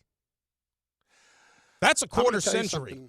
I'm going to tell you something that may not surprise you. Yeah. I didn't know that they existed in 1997. Was that the expansion? If you had asked me when did the Predators come into existence, I would have said 2018. Well, that's not fair. That's not fair to all those diehard Predators fans. No, I probably would have said like mid-2000s. I probably would have said something Peter like that. Laviolette got him to the Stanley Cup final. Yeah. Well, that didn't do anything for you, huh? That feels like what we should be talking about. David and Elizabeth is up next. David, what's going on? Big fella, Graca, how you doing? Yo, Graca, we haven't spoke since our demise began in September. Well, whose fault is that, Dave? I'm not taking any blame for that. I won't. Whose fault is that? That's right. You got to put a quarter in the machine. You put a quarter in the payphone, and you pick up the phone and call. Yeah, it's not looking too good, man. It's not looking too good. I wanted to touch up on some 2 points real quick before I get to those points. Big fella, I hope you checked out that DM. You got to go to Colonial Grill, brother. Colonial Grill, I saw it. I haven't written it down, but I will check it out now that you say that. Yes, sir. It's in your old stomping grounds. I think you'll enjoy it, man. I know you're a big flavors guy. Oh, my God. Steak and fries, delish. Graca, if you have some time, like Morristown, New Jersey, baby. Yeah. Morristown's great. Yep. You got to try it out, Graca. You'll love it. I've been to Morristown many times. Great place. Yeah, definitely up your alley. It's not too far from the organization as well. Nope. Yeah. So with Yankees, man, you guys fought a good fight. The one thing I want to ask you two gentlemen is this real quick, is that do you think that they're still gonna move with that mantra of championship or bust? Do you think they're still gonna do that? Because we all need to we all need to be realists here. You should just be happy that, you have a competitive ball club. You guys go to the playoffs every year. You guys have, one of the best players in baseball. And, that's something you can hang your hat on. I think you guys should, slow down with that narrative. Not disrespecting Yankee fans. Just say it. Maybe you should hang it up a bit, and just be humble like some other fans, because at least you have good things to cheer for. At least you made it to the postseason. My team didn't even make it, didn't even sniff. So, good season for you guys. I don't think that's really making them feel a whole lot better. No, it's not going to soften the blow in any way, Dave. I don't think it is. Nor should it. Right? No. Dan, I can't. This is as about a bad of a loss as the Yankees have had in the postseason over this 16-year stretch. I don't want to rank them, but this is up there. When the manager is saying it's as talented a team as I've had, when they have gone through and won a series like they did in the wild card round, and then match up with a team that, all right, we could sit here and say the Blue Jays are better. They won the same amount of games this year. Right. So how exactly am I not supposed to be incredibly disappointed with what just happened? Well, remember last year, okay, Yankee fans didn't want to hear it, but there were a lot of people that don't, bleed the pinstripes that looked at the Yankees' march to the World Series as being somewhat favorable. Do you agree? Yeah. Okay, right. They got, they had to play Kansas City. They had to play Cleveland, both from the Central Division, and a Central Division that normally the Yankees own, right? And normally Minnesota's the number one whipping boy, but still, Yankees had a pretty good path to the World Series last year. This year, played the American League East, and it was 3 tough games against the Red Sox, who got the better of them during the regular season. Give them credit for bouncing back. But last few days, they ran into the Toronto Blue Jays, a team that they were pretty much neck and neck with all season long. But, their identity has not been of a battle-tested group and one that usually finds a way out the other side. I'm talking about the Blue Jays, and they proved to be the better team. They were more clutch. They absolutely annihilated the Yankee pitching. And you want to look at, we could sit there and point to the offense. It's like pick your poison. Yankee starting pitchers in this series, not named Cam Schlittler, had a 16 ERA. A 16 ERA. Fried was awful. Rodon wasn't great. And Luis Gil gave you nothing in game 1. I'll tell you what. If at the beginning of the year you told me the whole thing about the idea that you were going to lose Cole, but you were going to get an 18-win season and a 19-win season from Rodon and Fried, I would have said, all right, then we're right back where we need to be. You can have Carlos Rodon. You can have him. Fried, I could deal with what happened because he was so brilliant that first round. Rodon, even though there were times this year where it was clearly better, whenever something goes wrong, you just have the feeling that he's not going to be able to bounce back from it and that it's going to kind of careen on him. And that's certainly what happened the other day. I know having Rodon is not a bad thing in the middle of your rotation, but I would hope that Schlittler would get to the point where he was in front of Rodon and that Gil would get back to where he was a year ago and being, back toward the top of a rotation guy. I don't know if it's doable. Okay. Like you said, you're not on Team Rodon. Okay. And I think there's a lot of people that would agree with you. 26 a pop for the next 3 years. Is that movable? Because if there's one area that you feel somewhat good about with the Yankees next year going into spring training already, it's their starting pitching. Now, assuming Rodon is back. Again, I'm just throwing out the crazy idea. Yeah. Okay? Yeah. You're going to get Cole back sometime probably in the first month, maybe by May the latest. Cole, Fried, Rodon, Gil, Cam Schlittler. Will Warren is part of the mix. Clark Schmidt will probably be back sometime in midseason. That's 7 dudes right there. And you can never have enough starting pitching, as we all know. But if you then want to shore up some of the other deficiencies you have that maybe contributed to why you're home now, maybe you have to talk turkey with somebody and move one of your surplus, if you will. Listen, in normal circumstances, at 26 a year, that shouldn't be an unmovable contract. My only question is this. The way that baseball is operated now, are there enough teams that are going to come around to the idea that having elite or at least somewhat deep starting pitching is important? And I don't know that the answer to that is yes yet, especially when you have a team like the Blue Jays go out and win on a bullpen game yesterday. So if that is an albatross that the Yankees have to wear, it's not that bad. I can deal with that. Right? I just would prefer to not have him in a situation where he was somebody that I was desperate to count on. No, and it's tough. You know what I'm saying? Like, he's always, like, he didn't have a bad season. No. It was okay. Won 18 games. I can't, yeah. Did he make the All-Star team? He did, right? I believe he did. Okay, he made the All-Star team. Which the All-Star team is, like, what a joke, the All-Star team. Dan, you didn't by the hair of a...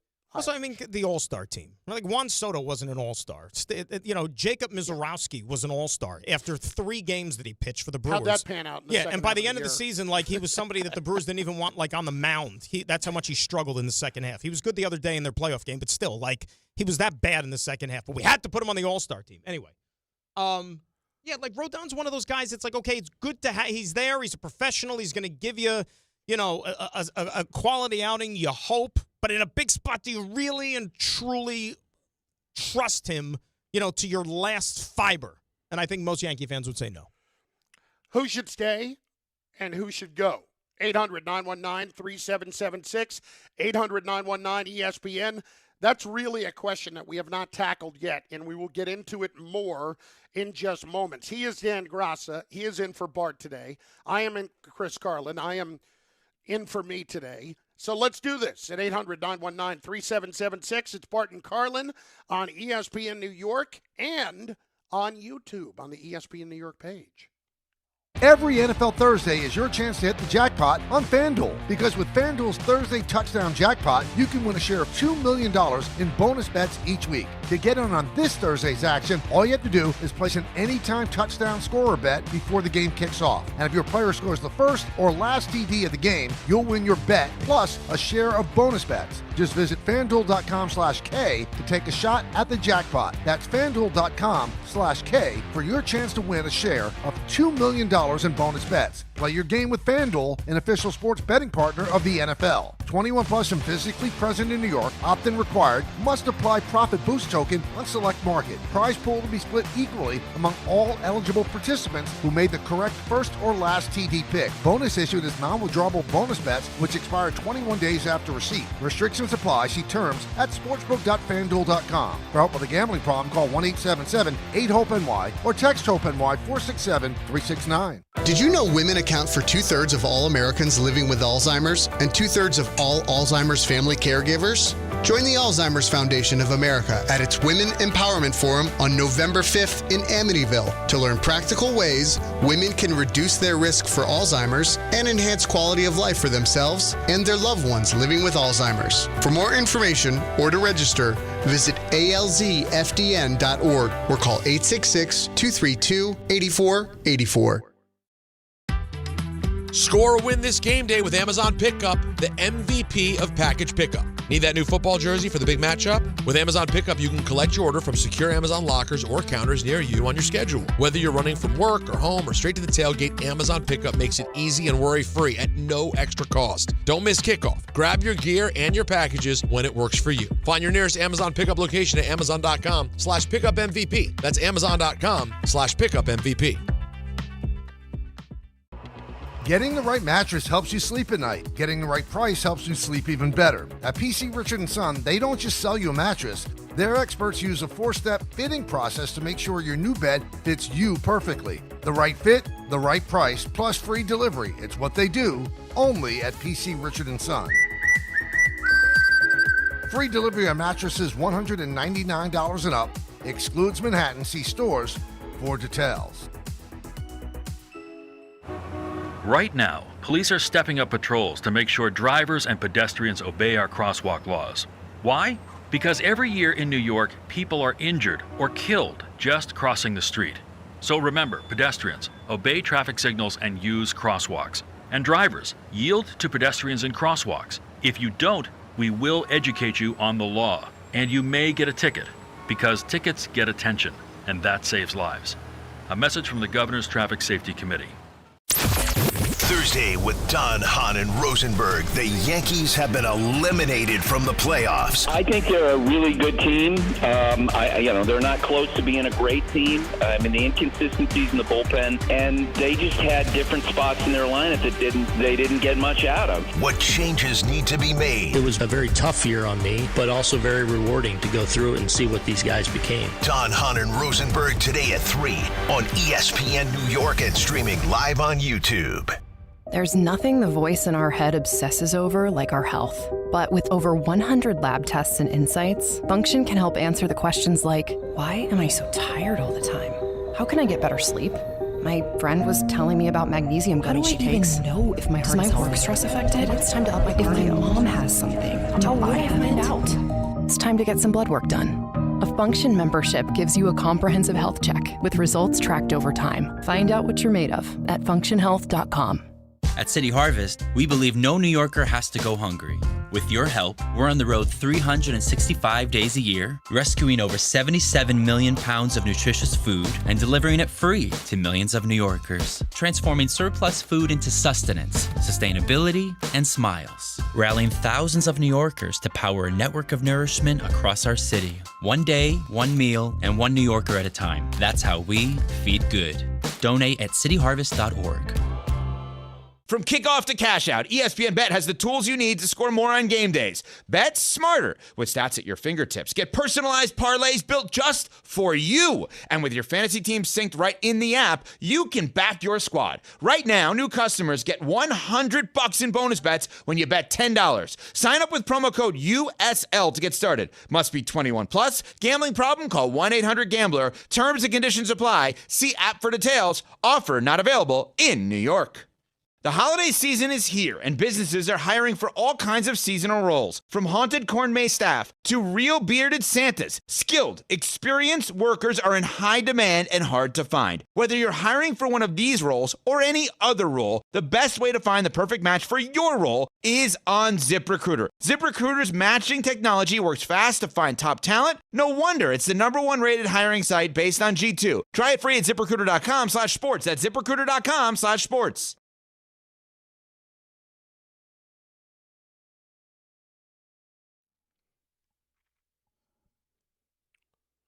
Joe Leo, what are we doing here? It's the end of the Yankee season. Liza Minnelli, because they lost. I know they don't play this anymore, but... No, I get that. But, they were playing this in the Blue Jays clubhouse last night. Not this version. They were playing the Frank version. Oh, okay. So that just makes it all okay. I know they play the Liza version, or at least they used to when they lose, but you don't even want to hear it today. Doesn't it? Are you a Yankee fan, John? I am. And the reason why I'm playing it is just to signify, well, if you don't want me to play it, win. Win the games. All right. They should be still playing. That's very fair. Dan stepped away for a few minutes. He's got some jet duties to handle at 800-919-3776. It was regrettable the way I just said that, so let's all move on.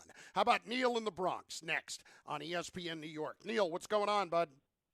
Good morning, gentlemen. I am really sick and tired of watching other teams celebrate on our field, have huge champagne baths in the clubhouse, but how about we start doing this moving forward? To make the Yankees play better at home, or at least to win at home and don't lose at home. The next time the Yankees are in the postseason and they lose at home, how about if we make the Yankee players clean up all the champagne off the visitors' clubhouse? Yeah, that's going to happen. Yeah, I'm sure there will be no problem making that happen whatsoever. Let's move on. Jordan in East Islip. Jordan, what's going on, dude? You're on ESPN New York. Hey, man, thanks for having me. A couple things before I get to my main point. Dan's not here. I wanted to say thank you for saying that about Austin Wells, because He did it the inning before, too, or whatever, his last mad at-bat. I mean, he had two guys on, and he gave the ball a ride eventually in the at-bat, so it kind of got overlooked. But a guy gets walked before him, and a first pitch get-me-over curveball he just swings over the top at. I mean, their approach is terrible. And the same thing with Jazz, what you were saying. I actually kind of agree about him hitting that home run because you could tell yesterday he just swings out of his shoes. He has the worst plate approach that I have seen out of a professional. I mean, especially for a guy who could be so talented, hitting the ball the other way. Jazz is a very, very good player, okay? There are just aspects of it, and we've all seen this with players, where you know that if they do one thing good, that they're going to keep trying to do that in every way possible. And that usually means swinging out of your shoes. And he was doing it anyway before that. And then when he hit it, it was like, okay, good for Jazz, that's good, but that may not be the greatest thing in the world to happen. Right. But and then in terms of just the Yankee team overall, I think the hardest thing maybe for fans to swallow, I mean, maybe we can get a little credit because – you know, I know the way Yankee fans are during the regular season. We call in, we bash this, we bash that. We're never happy. But at the same time, you look at the way that they went down in these playoffs and everything that we were screaming our heads off about. I mean, it's the old, which coach was it? They are who we thought they were. You Dennis know, Green, Volpe, 14 strikeouts over he hit that home run, and then he basically struck out every single plate appearance after that. You know, Trent Grisham is a mid to average hitter. You have Jason Dominguez, who you talk about being your future, not getting any playoff experience or seeing an at bat until he laces a double in the very last inning. I mean, some of these guys, it's just Carlos Rodon. Same thing. You guys just touched on it. He is who we thought he was. And Aaron Judge carried them the entire season, and he tried in the playoffs. But when you're playing teams like the Blue Jays, one guy is not going to get it done. It's just something's got. I agreed with a couple of callers who said that, you know, Boone, you really can't get – eventually you have to blame the players and you have to blame the guy who brings the players in. You know, Cashman, I'm sorry, but this was just not a well-constructed roster from top to bottom. So we were just talking about this. We were just talking about this, and thanks for the call. There are a few different things to attack with this. First of all, to the Rodon point, JV611 checking in on the YouTube chat, and you can do that there, and we will use it during the show. He also had a 3.09 ERA, so he wasn't terrible during the season, but in a 3 or 5 game series, he's not good. A 7 game series, sure, but if the offense doesn't produce, I know. It's just, you know what it is for me with Rodon? It's the feeling of I have a big game, and I have him pitching. Do I feel great? I don't. But if you're going to start talking about what we're going to change about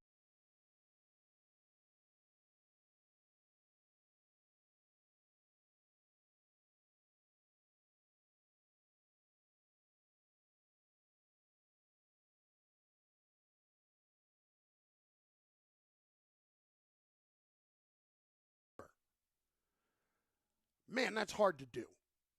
That's hard to do and expect the same. I'm more inclined to let somebody else be the sucker there. So chances are I have to address center field at some point. I don't know if that involves Spencer Jones or what, or he's a left fielder.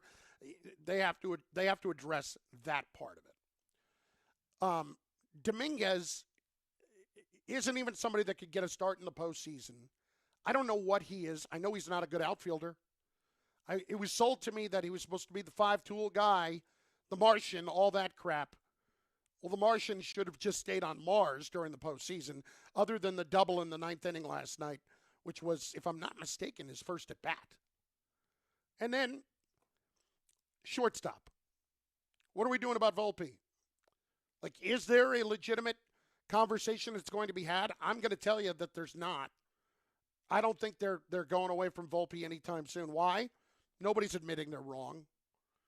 When you hold on to a guy that long and you won't trade him in all the deals that came up over the years, and then you did see him do it briefly in his first year, you are going to hold on to that one until the end. They did it with Gary Sanchez.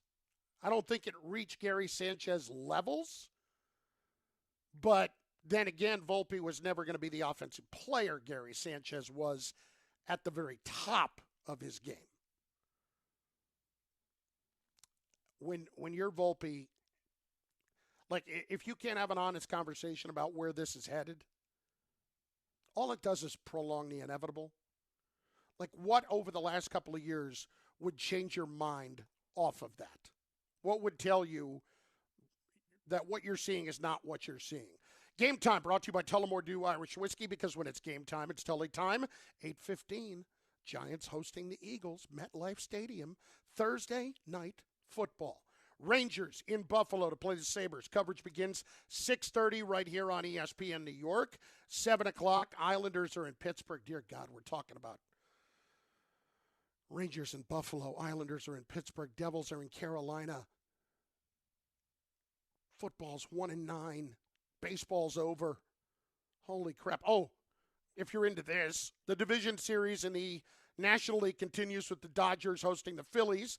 That's at 6. And at 9, Cubs host the Brewers. Both games will be on ESPN 1050. Tullamore Dew is the original triple distilled, triple blended, triple cask matured Irish whiskey.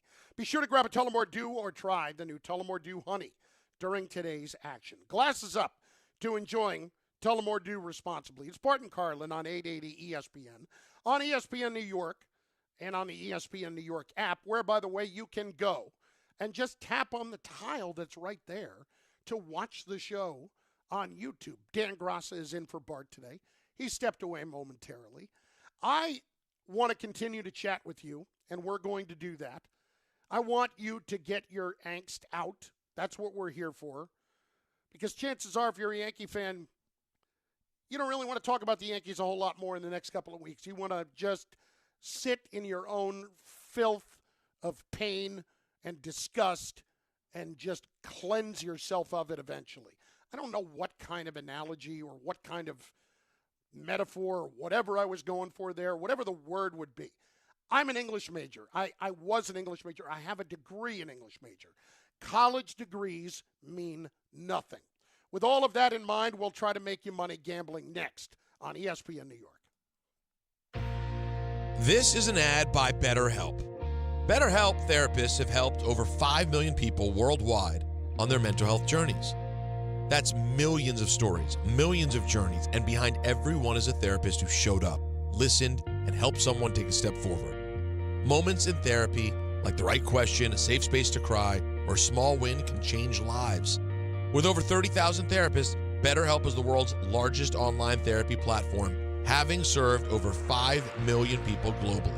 And it works, with an average rating of 4.9 out of 5 for a live session based on over 1.7 million client reviews. This World Mental Health Day, we're celebrating the therapists who have helped millions of people take a step forward. If you're ready to find the right therapist for you, BetterHelp can help you start that journey. Our fans get 10% off their first month at BetterHelp.com/timeout. That's BetterHelp.com/timeout. Just printed from the Erie Canal Press, the most coveted ticket, New York Lottery's $1 million raffle, hath arrived. 15 fortunate souls shall come into the fortune of a millionaire. Translation, the $1 million raffle is here, and 15 winners are going to become millionaires. The New York Lottery commemorates 200 years of the Erie Canal with your best odds of winning $1 million. Limited tickets available. Ask your local retailer today. Please play responsibly. Must be 18 plus. Gambling problem? Call 1-877-8-HOPE-NY or text HOPE-NY. At Uline, they know going the extra mile takes hard work. For companies pushing to go further, Uline will go the distance with you. 24/7, they answer the phone to get you the shipping and industrial supplies you need. Business can move fast. Unexpected large orders, adverse weather, new safety guidelines, and changing economic trends. Uline works hard keeping 41,000 items ready to ship, minimizing detours on your way to the extra mile. Visit uline.com. 1-877 Cars for Kids. KARS Cars for Kids. 1-877 Cars for Kids. Donate your car today. 1-877 Cars for Kids. K-A-R-S, Cars for Kids. 1-877 Cars for Kids. Donate your car today. Ready to get rid of that old car? Donate it to Cars for Kids. Call 1-877-CARS-FOR-KIDS to reach a friendly live agent. Donation is super easy, and your car can be picked up as soon as tomorrow. Call us now, 877-CARS-FOR-KIDS. That's cars with a K to donate your car today. 1-877 Cars for Kids. K-A-R-S, Cars for Kids. 1-877 Cars for Kids. Donate your... Did you know you can donate real estate too? Go to carsforkids.org. That's carsforkids.org. Ballybet Sportsbook. Yo, Ballybet stacked for football season. When it comes to sportsbook apps, it's undefeated. Ballybet. Check out that brand new parlay zone. Here's the kickoff. Build your bets and place them right on your phone. What? Live bets, daily boosts, and promos. Increase your odds so you can win more dough. Touchdown! Ballybet's the play. Make game day more fun and download it today. Must be 21 plus, New York only. Gambling problem? Call 1-877-8-HOPE-NY. Ballybet Sportsbook and Casino. Download it. Actual price will depend on product and subscription plan. Featured products are compounded drug products, which the FDA does not approve or verify for safety, effectiveness, or quality. Prescription products require an online consultation with a healthcare provider who will determine if appropriate. See website for details, restrictions, and important safety information. Want a boost in and out of the bedroom? Hims has you covered. Introducing a new 2-in-1 approach to level up your game. Tadalafil for better bedroom performance and zinc for testosterone support. Put it all together and you've got what you need to turn things all the way up. Getting started is simple. Just go to hims.com/joy to start your free online visit. Through Hims, you can access ED treatments including pills, chews, and more. 100% online. No office visits, no pharmacy lines. Just fill out a simple intake form and a licensed medical provider will determine if treatment's right for you. If prescribed, it ships free and discreetly to your door. Find affordable treatment options at up to 95% less than brand names at hims.com/joy. That's hims.com/joy, HIMS.com/JOY. From the regular season to the Super Bowl, ESPN New York is your destination for football. We've got crazy fans. If the Giants somehow beat the Cowboys, I'm going to take a dump on your head. You can feel good because you're a damn football team. Expert analysis. Marcus Spears joins us now. ESPN NFL analyst Damian Woody. Mel Kiper Jr. The Hall of Famer Steve Young. He's kind of our resident general manager, Louis Riddick. We got Mike Tannenbaum right now. And all your fantasy and wagering needs. This is ESPN New York. We are football.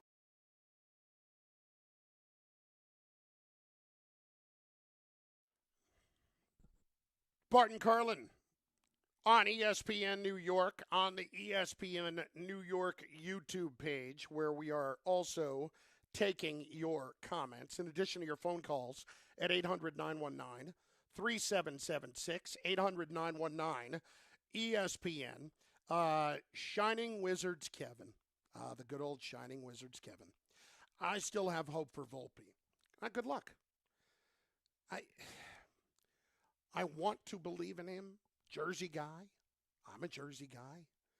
He still looks like an innocent kid out there, even though he went to Del Barton, which is like, the super rich kid school. But whatever. I just personally, I don't know that I see it. I don't know that I see someone who honestly looks like he is ever going to have enough of the confidence to get it done. I don't know that I see that, and that's frustrating. A couple of others. Ray in Asheville. Now, Volpe has straight hot trash. Well, that was certainly a little aggressive. People saying feel better. Listen, here's the deal. I feel fine, and I have this voice thing. I heard Dave talking about this yesterday. This is like the worst feeling when you're in this industry, is that when you feel great, but for whatever reason, your voice disappears for a couple of days. And that's what happened the last couple of days, and I'm trying to get it back. So the other day, Michael and I are texting. And Michael, as we know, has been through much more severe bouts of this. And thank God he's fine. But he suggested that I go and get some Manuka honey at Whole Foods. And he said, listen, just beware. The jar is $45. And I said, okay, listen, Anything at Whole Foods feels like it could be $45, so I wouldn't be shocked there. I'm not a Whole Foods guy. I know that's really surprising. But I go there, immediately I get looks like, are you sure you're in the right place? Really? ShopRite's down the block. Okay? This is for higher end people that are not you.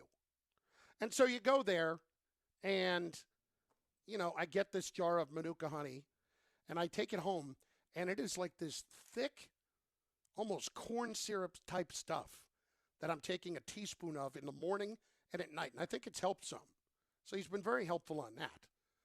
But, just any time I get put in that position of going into a store where you just know people are going to look at you like, are you really in the right spot?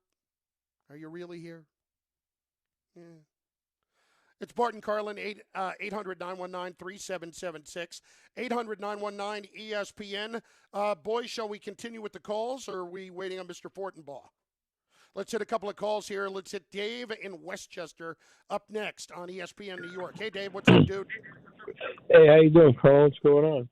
I just wanted to say that I've known this for a long time, and I'm not saying it was etched in gold by what Jeter and A-Rod said, but I feel bad for Boone because he takes all the flack, all the blame, everything.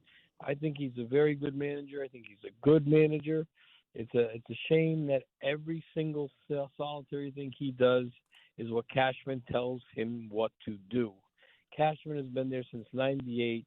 He's won nothing, zero, without the core four. If there's no core four, he has no championships, Cashman. As long as Cashman's around, and they'll never get rid of him because he's brainwashed to Hal, who knows nothing about baseball.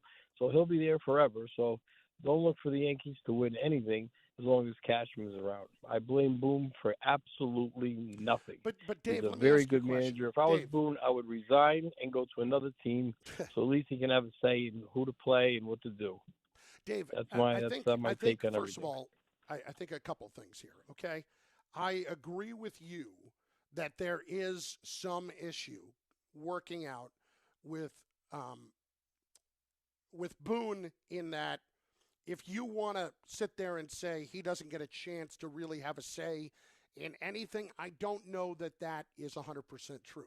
I used to believe that's true. I do believe they hand down the lineup. I absolutely do. And I think the thought process is if Boone makes decisions during the game, well, you better be right. That's all. If you go against what we're thinking, you better be right. Boone would get another job in a minute, and that's fine. I don't really place a lot of the blame here with Boone, but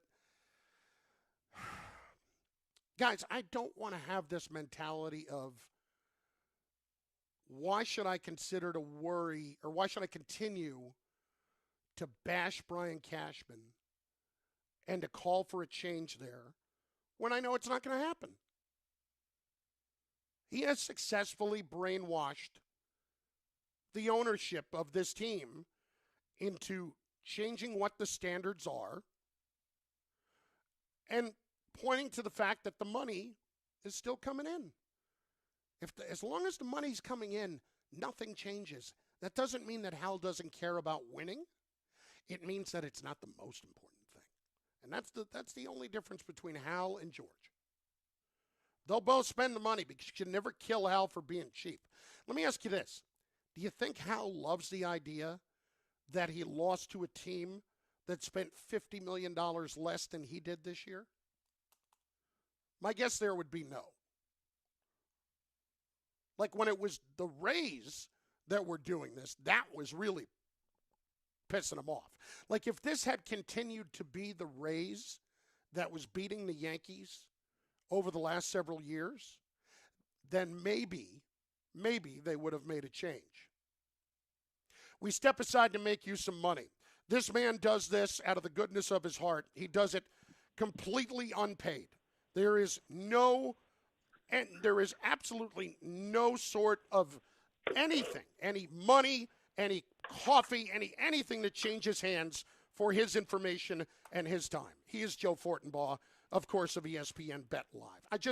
I always want to make clear that You get absolutely nothing of material value from these few minutes where you impart upon us your gambling wisdom and how to make some money. And I appreciate you noting that because, let's be honest, I completely forgot about coming on today, and I'm about 8 minutes late here. So, you get what you pay for, which is literally nothing. How you doing? Exactly. How's the Pacific Northwest treating you? Well, I'll tell you what, Joe, it's gray. I know that's going to be surprising. It's gray. And for somebody that's been struggling with his voice the last couple of days, I welcome the moisture. Maybe I'll take a stroll across the Puget Sound today. Good chance that tomorrow's Carlin's Corner Table will come from a spot out here, which I know excites you. You wait for that every week. Big fella's probably got to do a little sushi if we're in the Pacific Northwest. Incorrect. Why? Is there something better in Seattle? And it's going to surprise the hell out of you. How about that? Oh, you already have it figured out. Okay, I'll wait for the surprise. Thank you very much for the advanced tease. You know how much I love a little triple C in my life. Boom. That's how you tease. Joseph, let's get to tonight. Because also, hold on real quick. Is Bart not on the show today? Bart is in London with the Brits and the Jets. Excuse me. Okay, excuse me. All right, so we can send the big fella out to Seattle and make sure he's on. But if the former player is going to go to London, he gets the day off. I don't know if you know, in London they still use the phones where you actually have to physically dial and you hold up one piece to your ear and you yell into the phone that's on the wall. That's how they do it over there. Still, amazing. He's over there just living the dream with the blood pudding. I'm sure he's just crushing the blood pudding. But okay, enough's enough. Okay, where would you like to begin for tonight as I continue? I would want you to give me a reason why I have to watch the Giants tonight, other than the fact I'm doing a show in New York City. How about that? I like him to cover. I like him to cover the 7.5. Not certainly. Let's be very clear here. Certainly not a big bet. Okay, so everyone who's currently on the George Washington Bridge, stay on the George Washington Bridge. We're not driving off the bridge with this information, okay? We're going to stay on the bridge. We're going to manage our lives. We're not going to go nuts, but there's a lot to like here, okay? Number one, you're catching 7.5 in a game with a very low total of 40. I don't think we're going to see a lot of plays in this game. This is going to be an Eagles team that wants to run. Mind you, behind a banged-up offensive line, Landon Dickerson is out for this game. This is going to be a Giants team that wants to run. Jalen Carter is dinged up. He might not go tonight. Listed as questionable. We haven't gotten anything official on that yet. But both teams are going to be out there running the ball. They should have some success running the ball. That keeps the clock moving. And if you look at Philadelphia's pace of play this season, it's like dead last. They take the clock down inside of 5 seconds on practically every play. They are in no rush to get to the line of scrimmage, and their passing game stinks to begin with. And you're generally good for a half of Philadelphia football where they just completely forget how to play offense in general. So I know they're not going up against the greatest of defenses, but I think the play here would be, and it's a small play, Giants plus the 7.5. I think you can go under the 40.5. This has got rock fight written all over it. And if you're looking for some player props here, Theo Johnson to find the end zone anytime. Dart likes looking his way when they get into the red zone, so that's a guy I'd be looking at. Wan'Dale Robinson over receiving yards is something to look at given the injuries to the New York wide receiving unit. Cam Scatterbo, I'm looking at the over on his receiving yards. It's like 13.5. I like Dart checking down to get him the ball against Philadelphia's linebacker unit. A lot of people look to Saquon Barkley. They think he's going to have a huge game because it's the revenge spot. It's New York. The Giant run defense stinks. I don't know. The number's pretty high. It's 87.5. I think you could look to his receiving prop, though. It's like 17.5.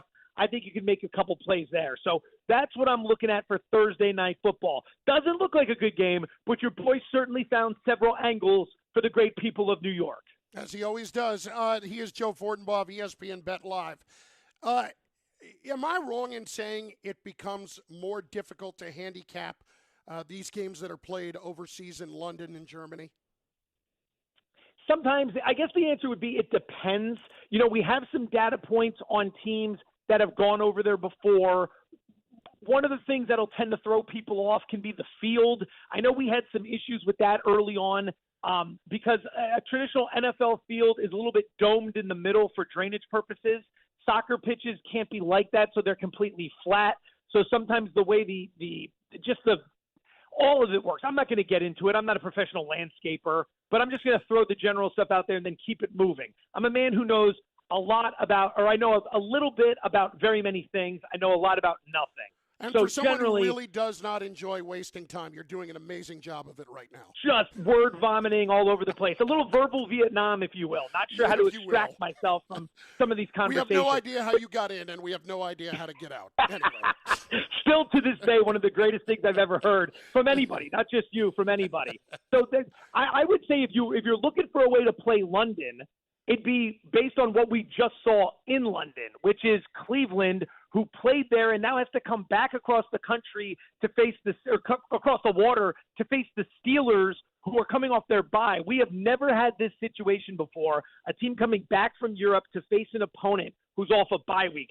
I would be looking to Pittsburgh there. I think that's the play. As for the game that is happening over there, I do lean to the Jets plus the 7.5. They've got to be one of the unluckiest teams in the NFL with the way so many things have broken against them. They don't have a single turnover forced on defense. That's eventually going to change. They're catching 7.5 here. I would look to the Jets. It would be a small wager, of course, because, again, we're talking about the Jets here. But that's what I'd be looking at in the matchup.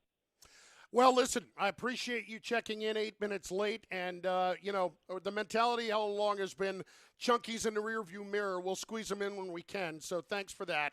And, again, I want to remind everybody that Joe has done this without any sort of compensation.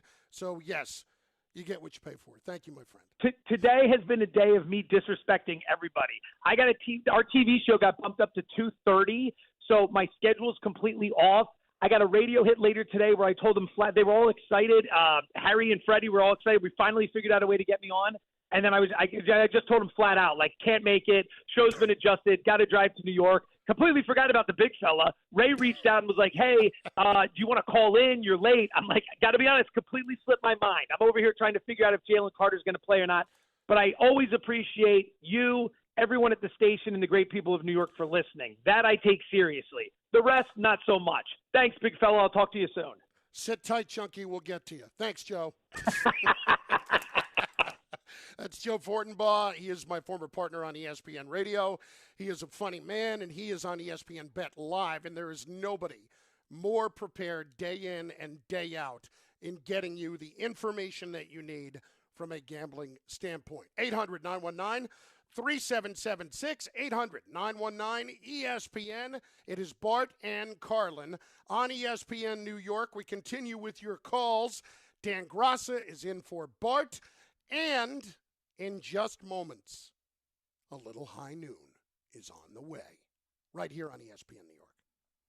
Friends, it's football season, the best time of the year. You should be out there tailgating, cheering on your team, and enjoying every Sunday. But if you're dealing with neck pain, back pain, sciatica, or nerve pain, even getting off the couch can feel like a challenge. You don't have to live like that. There's help. Dr. Jay Shaw at Sandwell Pain is New Jersey's top pain specialist. He's Ivy League trained, double board certified, and is dedicated to helping you get back in the game. Here's what makes the difference. No surgery, no scars, no long recovery, no pain medication. Just precise, non-surgical image-guided procedures that deliver real results. Dr. Shaw treats neck pain, back pain, joint pain, migraines, nerve pain, and sciatica with a plan that's customized for you. Same-day and next-day appointments are available, and with offices in Woodbridge, Livingston, and Inglewood, relief is always close. So don't let pain keep you on the sidelines this season. Visit SandwellPain.com to call, text, or book online. Most major insurances are accepted. That's SandwellPain.com. Relief is closer than you think, and it starts today.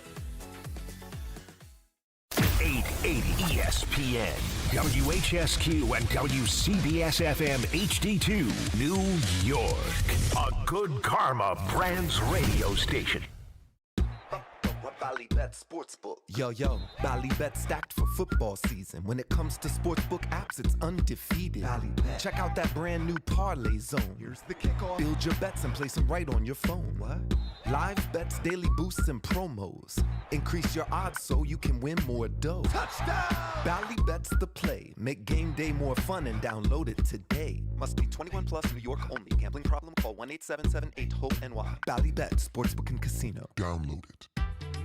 Score or win this game day with Amazon Pickup, the MVP of package pickup. Need that new football jersey for the big matchup? With Amazon Pickup, you can collect your order from secure Amazon lockers or counters near you on your schedule. Whether you're running from work or home or straight to the tailgate, Amazon Pickup makes it easy and worry-free at no extra cost. Don't miss kickoff. Grab your gear and your packages when it works for you. Find your nearest Amazon Pickup location at amazon.com/pickupmvp. That's amazon.com/pickupmvp. Just printed from the Erie Canal Press, the most coveted ticket, New York Lottery's $1 million raffle, hath arrived. 15 fortunate souls shall come into the fortune of a millionaire. Translation, the $1 million raffle is here, and 15 winners are going to become millionaires. The New York Lottery commemorates 200 years of the Erie Canal with your best odds of winning $1 million. Limited tickets available. Ask your local retailer today. Please play responsibly. Must be 18 plus. Gambling problem? Call 1-877-8-HOPE-NY or text HOPE-NY. The Association on Aging in New York is celebrating the 60th anniversary of the Older Americans Act, which funds vital programs for millions of older adults. Services include meals, transportation, home care, Medicare counseling, case management, and caregiver support. Today, people are uncertain whether some programs remain available. We can help. To learn more about these essential programs and how to keep them, visit our website at agingny.org. Sponsored by the Association on Aging in New York. Texting enrolls you in a recurring automated marketing text messages. Consent not required to purchase. Message and data rates may apply. The team's looking good this season. I think so. Man, I miss playing football. Ever since I turned 40, I just can't find that fire I used to have. Think it could be lower testosterone? What do you mean? I was feeling the same way. After 40, the body has less testosterone, and men lose their edge. That's why I take Nugenix Total T2. That's the testosterone booster, right? Yes, but Total T2 is their brand new formula that skyrockets nitric oxide levels in as little as 3 hours. Since I started taking it, I've been lifting like when we played for Coach Carter. My energy is way up, and it even spiced up things between me and the missus. Are they still giving out complimentary bottles? Yep, just send a text. Text BILL to 231231 for your complimentary bottle of Nugenix Total T2, the next generation testosterone booster. Text now and we'll include a bottle of Nugenix Thermo X, our newest, most powerful fat burner ever, absolutely free. Text BILL to 231231. That's BILL to 231231. These statements have not been evaluated by the FDA. This product is not intended to diagnose, treat, cure, or prevent any disease.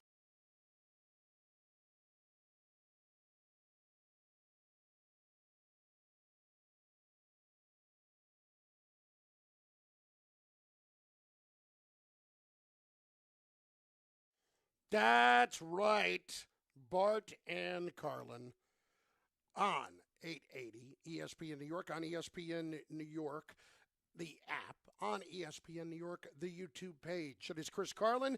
It is Dan Graca in for Bart today. Hello.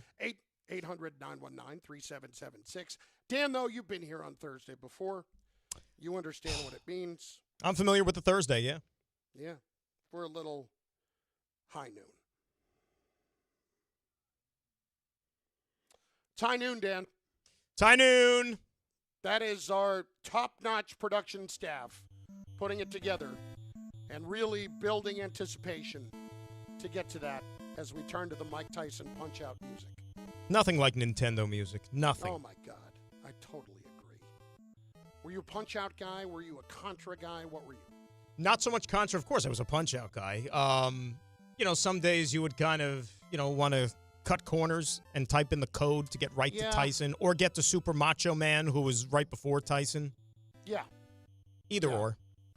Did you ever beat Tyson? Oh, I kicked his you-know-what. Yeah. You just let him throw uppercuts for the first minute or whatever it is, and then you just tee off after that. You just got to play defense for the first little while. Keep throwing that jab. You know, it was the one that stumped me a couple of times until I finally figured out. Remember King Hippo? King Hippo, you couldn't hit him. No, you just had to hit him that one time in the gut. Right. He was impenetrable, though. You couldn't land the punch. What about the guy that used to fly all over the ring? What was his name? I forget who that was. I tell you, there was a lot of racial insensitivity in Nintendo back in the day. There's a lot of racial insensitivity. You mean the dude wearing a turban who would fly around the ring like that guy? Yeah. No, that wasn't that. It was a different time, Dan. Oh, definitely was. God. How do I get out of this? Round one, fight. Exactly. Yeah. Hit it. Who is the most to blame for the Yankees' early postseason exit? Danny, go. I feel like that was recorded, by the way, maybe like in September. Like you could get ahead on that one, right? Ray sent that one to the voice guy and was like, you know what? Let's throw this one in the can. It might be evergreen for us. Yeah. Lo and we'll behold, be it able was. to use it later. Look, when you've had the job for close to 3 decades, how do you not say that the architect is ultimately the one to blame? Because at the end of the day, the players that he brought in were ultimately not good enough. And aside from, I would say, let's just keep it even closer to home with the trade deadline. Aside from David Bednar, did any of these moves really pay off substantially enough for this Yankee team? I think the answer is no. The bullpen was kind of a hodgepodge all season long. Some of these guys, even in the everyday lineup, never really took off as maybe they would have hoped. Others regressed, i.e. Anthony Volpe. I think you have to put the cook of this meal as the one that ultimately goes in the fryer here. Listen, I get that, and I share some of the sentiment. I think in this particular case, I would actually look at the starting pitching, and specifically Heel, Fried, and Rodon, all of whom were bad in this series against Toronto. Now, look, maybe something was going on in Toronto. I don't know. It's hard for me to say. All I can do is look at numbers and speculate irrationally and recklessly and, maybe entertain in the process. But I would say that when I have to turn to Max Fried, and he was as good as he was last round, and when Algarin got bombed, and then Rodon, I can't believe in him. Whenever there's a big spot and I need him to come through, I know we're going to run into that. And ultimately, look, the Yankees only had 4 hits, going into the 9th inning yesterday? That's bad, but they're pitching in spots outside of Schlittler last night did not give them much of a chance in this series, even though they won Game 3. You're right. I'm going there. You're absolutely right. And Schlittler, the thing about Schlittler last night, we didn't talk about it much earlier. He wasn't bad by any stretch. No. He just wasn't as dominant as he was against the Red Sox. Yeah, he was good enough to win. He was absolutely good enough to win. I personally find that even more encouraging that, not anybody can do what he did against the Red Sox. He obviously was incredible. But the fact that he can give you a really good chance to win when he has what he had last night, man, that speaks well for the future. Yeah, just 12, in this moment. 12 punchies against the Red Sox, and then last night against a team that doesn't strike out as much, he only had a couple, right? I mean, because the lineups are constructed differently. Did you just call a strikeout a punchy? That's a punchy, yeah. A punchy? That's a punchy. Yep. I've never heard that one before. You could use it. Feel free to use it. I don't hate it. We got a lot of baseball to play this year. There's going to be a lot of punchies between now and the end of October. Most of which we won't be paying attention to. Next. Round 2. Fight! Should the Yankees prioritize re-signing Cody Bellinger this offseason? See, this is interesting to me. I know everybody's thought process is, well, look at everything he does. He could play center field, play the outfield, he could play first base, and the guy was fantastic this season. I'd be careful. Look at Bellinger's history really since 2019. It was a former MVP, but he has been so up and down. He's had these massively disappointing seasons, and the inconsistency scares me a little bit. Would I bring him back? I would. Do I have to commit to him to a ridiculous amount of money? It's Scott Boras. So certainly the suggestion would be yes. I would be very careful on the Cody Bellinger front. The question you have to ask yourself is, will there be one of the 29 other teams that gives him a contract that he and Scott Boras think that they're going to get? There's no in question excess. There will be. There's always one sucker. Right. In excess of 5 years. Right. Now, there wasn't that team last year for Pete Alonso, which is how he found his way back to the Mets. But the difference is, of course, Bellinger is a lot better defensively. He has positional versatility. I just think when you look at him, and I hear what you're saying, the inconsistencies and everything, but I'm willing to bet that he's healthy. Like, his shoulder was, like, reconstructed. It was like a noodle. That's how much work they had to do on it. So if this is the version of Cody Bellinger I'm getting moving forward, I need that guy. Because right now, when you look at the diamond next year for the Yankees, you don't know who your first baseman's going to be. You don't know, really, who 2 of your 3 outfielders are going to be. I mean, Jason Dominguez did not exactly establish himself this year as a guy that I'm giving an everyday job to. It would be nice, right? Spencer Jones, I know that he's coming through the pipeline. When is he ready opening day? Is he going to be ready at some point during the season? And when? Is he going to struggle? Okay, so those are 3 positions right there that Cody Bellinger could slot in on. This year, the majority of the games he played were in the outfield. But those are big, especially center field, those are big positions that they're going to have to go out there and satisfy. So, yeah, I kind of think that they really need to bring back Cody Bellinger. And, of course, what he represents offensively, left-handed stick, short porch, and right in that ballpark. They need this guy, Chris. They do. I get it. I'm just a little bit leery or weary. I hear you. I mean, leery or weary? You could be leery and weary. I think they both imply the same feeling, right? Okay. Weariness and leeriness. Okay. Weary feels tired. Leery would be skeptical, no? You're leery about stepping into an establishment, and then after stepping into said establishment, maybe you feel a little weary. Yeah. The before and the after. Okay. Excellent point. Yeah. Next. Round 3, fight!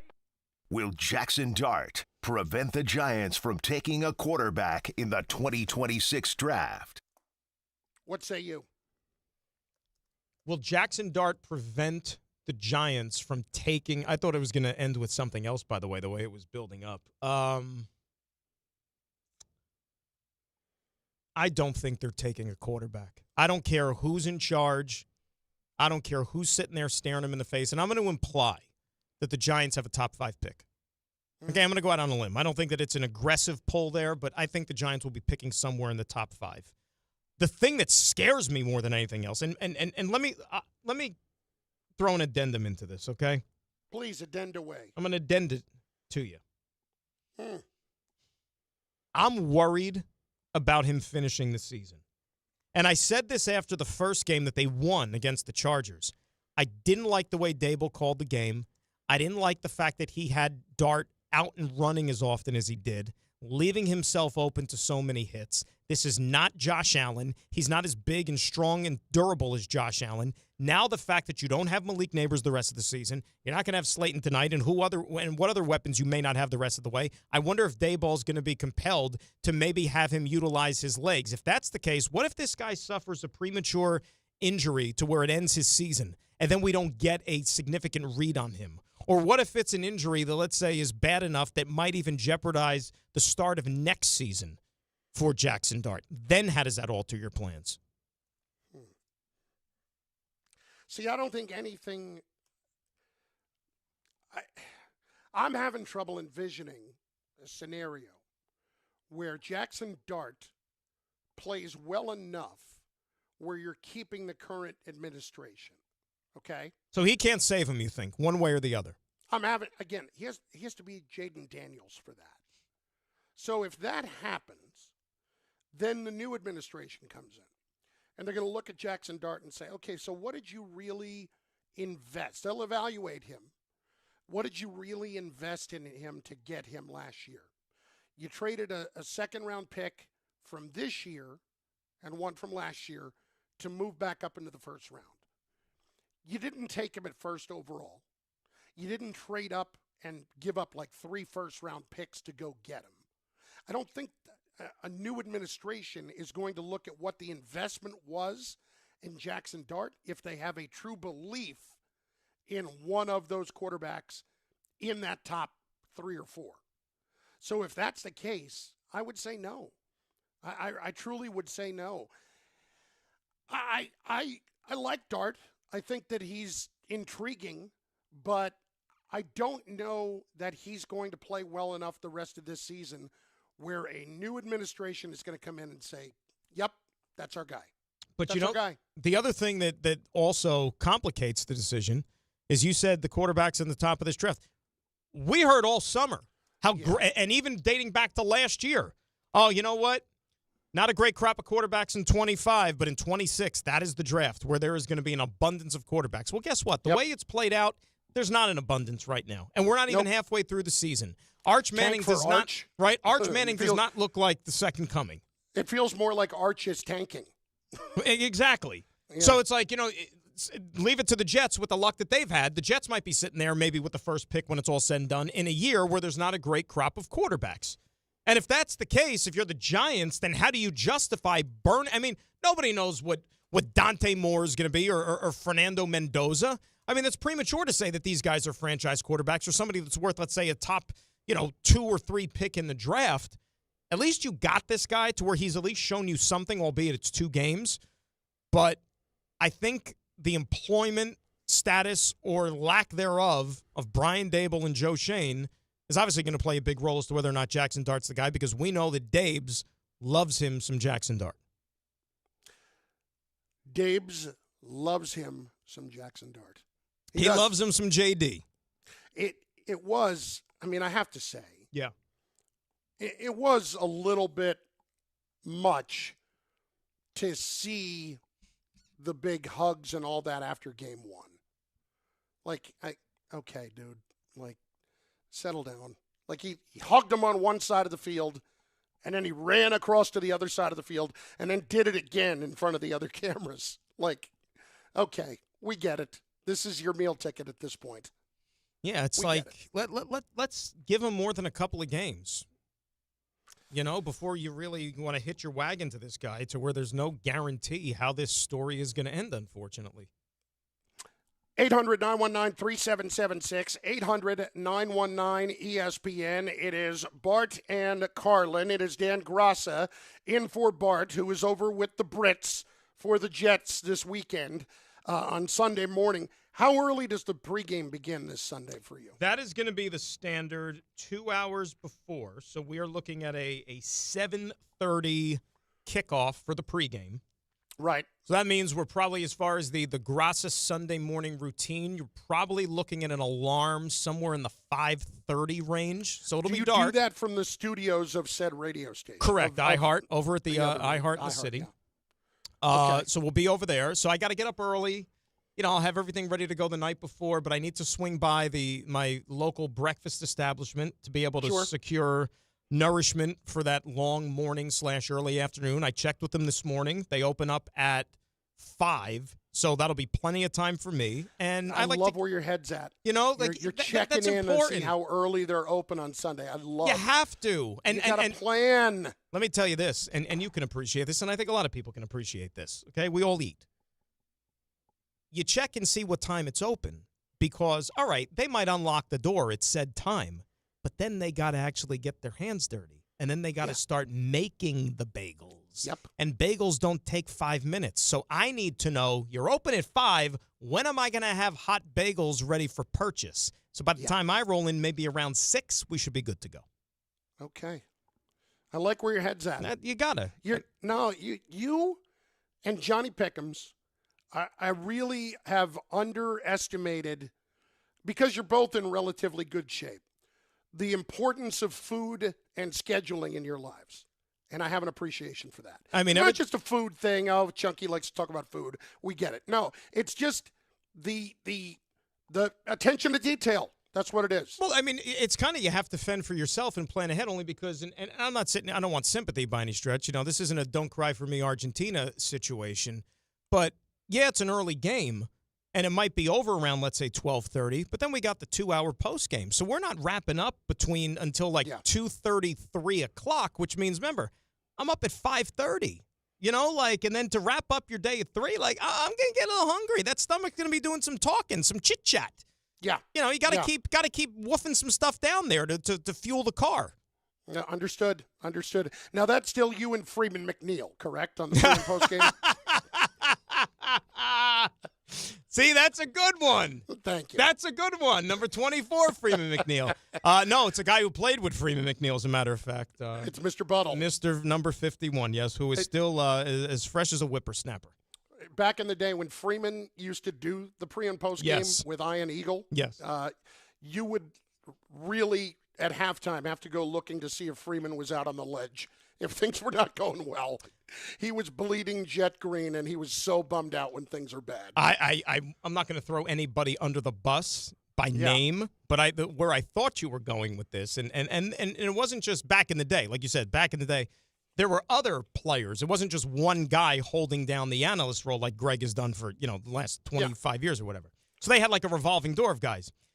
There was one player in particular, legend has it, who during the games would disappear to go take a snooze and then would come back on when it was time to break down and analyze the game. Oh, that's amazing. He could have probably been more qualified to break down the siesta that he took. And this was a regular thing, guys apparently. that I've worked with over the years that might have gone and let me step out for a little bit. Oh, there's somebody that there's a young woman I might go visit during the first half. Yes, an acquaintance, a rendezvous. It's Bart and Carlin on 880 ESPN, on ESPN New York, on the ESPN New York app, over on YouTube as well. We've done a lot of Yankees today. We will do a little bit of Giants, but more. It's about the end of the Yankees season, and that's what we want to hear from you on. Your angst, your pain, everything that you're feeling right now at 800-919-3776. Also in the comment section on the YouTube page. Let's get to Frank in Newark up next on ESPN New York. Frank, what's going on? Hey, what's going on, guys? I wanted to chime in on the Giants for a second, if that's okay. Okay. I got to be honest, Frank. I took you by accident. So my stupidity is your luck. Go ahead. The one thing I want to say is right now I'm mentally removing myself from even thinking that Shane and Dable are going to be back next season. I'm looking at Jackson Dart as a quarterback, and I'm also thinking to myself that, yes, no other regime that steps in is going to be want to be married to the quarterback if they don't get to choose one. So at this point, I'm thinking we don't know what next year's draft class is going to look like at quarterback. We have prospects, and we don't know what the free agency market is going to look like at quarterback either. So right now, at least we can look at Jackson Dart and say we have a quarterback on the roster with 2 years, was in his second year walking in. They had some experience that can probably get us through through the season until we decide whether or not we put the jury out on this kid or not. Well, it depends on the quarterback, right? Right, Frank? And thanks for the phone call because, that's such a throwaway line, Chris, about, well, if you're going to get a new – and this is for any team. If you're going to get a coach, they're going to want to pick their own guy. Or a new general manager, they're going to want to pick their own quarterback. Well, did Jim Harbaugh want to pick a new quarterback when he took the Charger job and Justin Herbert was there? No. Right? If you have a quarterback that is proven to be okay or somebody that you can work with, you're not going to want to pick another quarterback. You're going to ride with that guy. Or that quarterback makes the job appealing and attractive to somebody who has options. Jim Harbaugh looked at it, evaluated it. There was talk at the time, is he going to want to go get J.J. McCarthy? Is he going to want to bring his guy in? That's what I really – listen, there's not a lot that I respect about Jim Harbaugh, okay? But as a football coach, that's something that you can look at and say, yeah, that guy recognizes this is a great player, and how do I fit what we do around his skills to maximize what we're trying to do? Right. And not everybody does that. Well, I mean, that's supposed to be like rule number one of coaching, right? You put your players... In theory, but you and I both know not everybody does that. Right. A lot of coaches like to do the square peg in the round hole type thing, and those are the ones that aren't successful. But the ones that are successful, right, they take talent, and how can I put them in the best position to succeed? And that should be rule of thumb. And like you said, some try to not keep it simple, stupid, which is what it should be. Bart and Carlin, ESPN New York, 800-919-3776. Yankee fans, who are you blaming, and what do you see changing? It's all there for you until Mr. K coming up in just a little bit at 800-919-3776 on ESPN New York. Who the hell is Snoop Connor? This is an ad by BetterHelp. BetterHelp therapists have helped over 5 million people worldwide on their mental health journeys. That's millions of stories, millions of journeys, and behind every one is a therapist who showed up, listened, and helped someone take a step forward. Moments in therapy, like the right question, a safe space to cry, or a small win can change lives. With over 30,000 therapists, BetterHelp is the world's largest online therapy platform, having served over 5 million people globally. And it works, with an average rating of 4.9 out of 5, for a live session based on over 1.7 million client reviews. This World Mental Health Day, we're celebrating the therapists who have helped millions of people take a step forward. If you're ready to find the right therapist for you, BetterHelp can help you start that journey. Our fans get 10% off their first month at BetterHelp.com/timeout. That's BetterHelp.com/timeout.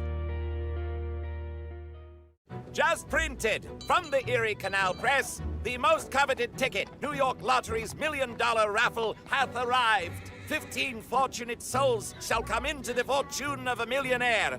Translation, the $1 million raffle is here, and 15 winners are going to become millionaires. The New York Lottery commemorates 200 years of the Erie Canal with your best odds of winning $1 million.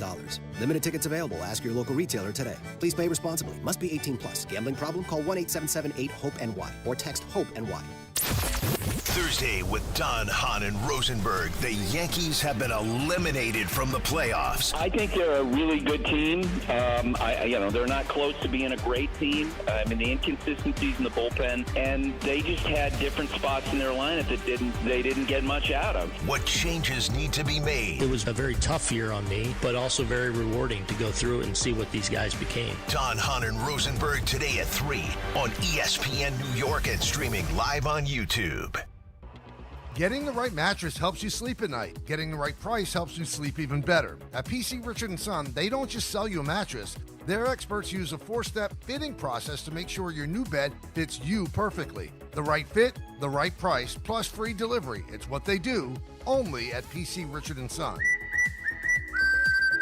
Free delivery on mattresses $199 and up. Excludes Manhattan. See stores for details.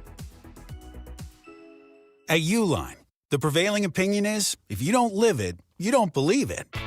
The people at Uline believe in hard work, and they live it by being there 24/7 to answer your call, having 41,000 items in stock, and offering same-day shipping from 12 locations across North America. Business owners, sellers, buyers, shippers, and packers believe it. Uline is the hard-working, dependable source for your shipping and industrial supplies. Visit uline.com. The Association on Aging in New York is celebrating the 60th anniversary of the Older Americans Act, which funds vital programs for millions of older adults. Services include meals, transportation, home care, Medicare counseling, case management, and caregiver support. Today, people are uncertain whether some programs remain available. We can help. To learn more about these essential programs and how to keep them, visit our website at agingny.org. Sponsored by the Association on Aging in New York. 1-877 Cars for Kids. KARS Cars for Kids. 1-877 Cars for Kids. Donate your car today. 1-877 Cars for Kids. Donate your car today.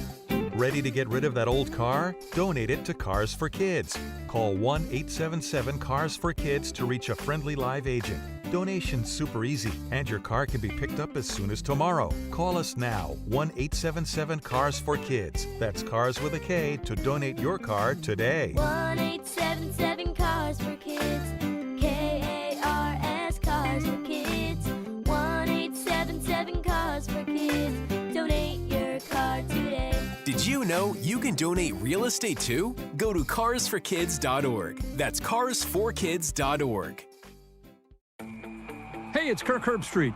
On game day, great prep makes all the difference. Same goes for your pizza. That's why I go with Frigidaire Stone-Baked Pizza Oven. Fresh pizzas go from dough to done in just 2 minutes.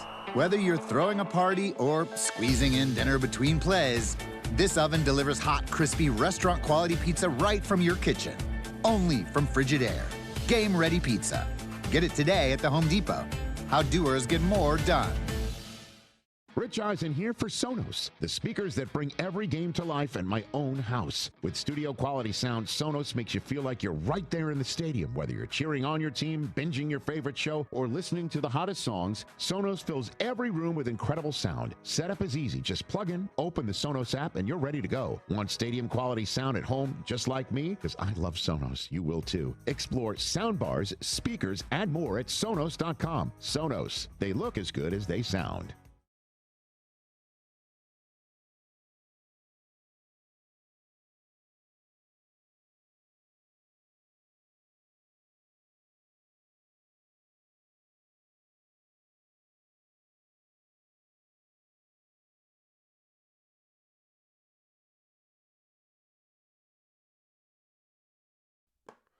It was just sent to me by my wife, in fact.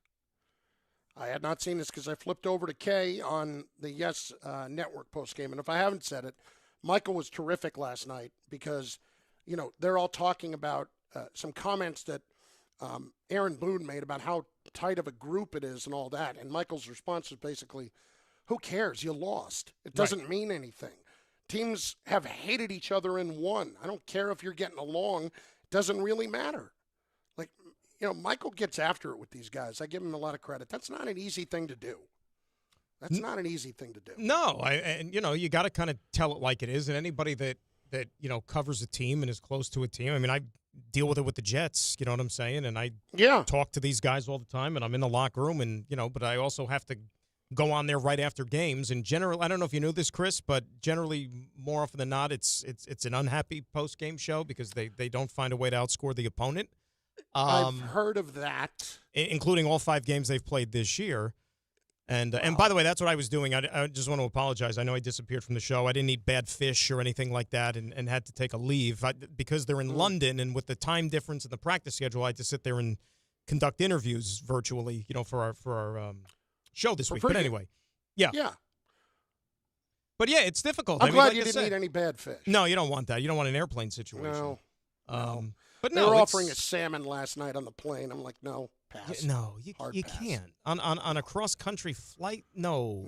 You want me to pay for that? I'm not going to do that. So what did you go with? No fish? I had a lovely little chicken bowl-ish type thing at Newark Airport. I was going to say, so a pre-flight meal. Yes. Yeah. Because I was worried a little bit when you said, lovely. And then I'm thinking, boy, lovely is the adjective for something that you're consuming on a plane? No. On the plane, I generally stick with the $6 can of Pringles. That's about the extent of my plane eating. And the size of the can that they give you, it's about $1 a Pringle, right? If it's $6. It's not the tiny little Pringles can. It is the medium-sized Pringles. Oh, they've upgraded to medium. Not the one you can stick in your pocket. They don't give you it's not the snack size that you would have gotten in lunch in 5th grade. Now, is it regular flavor, or they give you like the options to? No, there's no salt and vinegar up there at 30,000 feet. Dan, no barbecue, no cheddar, nothing like that. No, it's plain. And listen, plain Pringles, they get it done from Pringles. You know something? Pringles very underrated. It's not thought of in it's not part of like the Holy Trinity or the Mount Rushmore of chips in terms of popularity or maybe even like advertising. But think about it. Pringles has been around it's like Pringles is like the Brian Cashman of chips. It's been around for a very long time.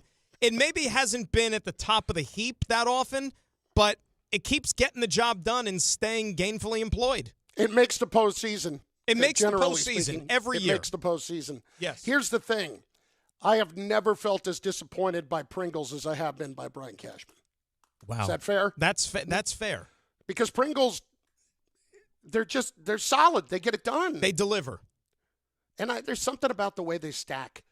Like whenever I get a Pringles can that has clearly been shaken and they're all broken up, I don't know, it doesn't feel the same. Yeah, you feel like you're cheated in a way. Like if you get to like the 7th Pringle and it's shattered in pieces and you're like, is it going to be like a Jenga situation to where all the other ones are just going to like crumble and fall apart as a result? I have to tell you, I'm not trying to put them all back together.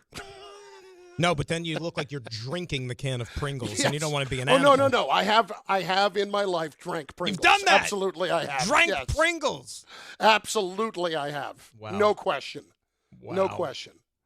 Last night, though, these were assembled quite nicely, and they were properly cared for on the way to loading up onto the United flight. That's at important. any rate, this was disappointing to see just a moment ago.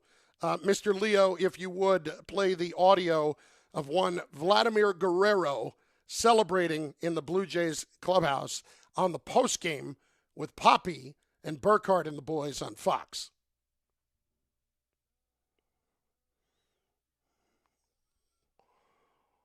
Oh, wow.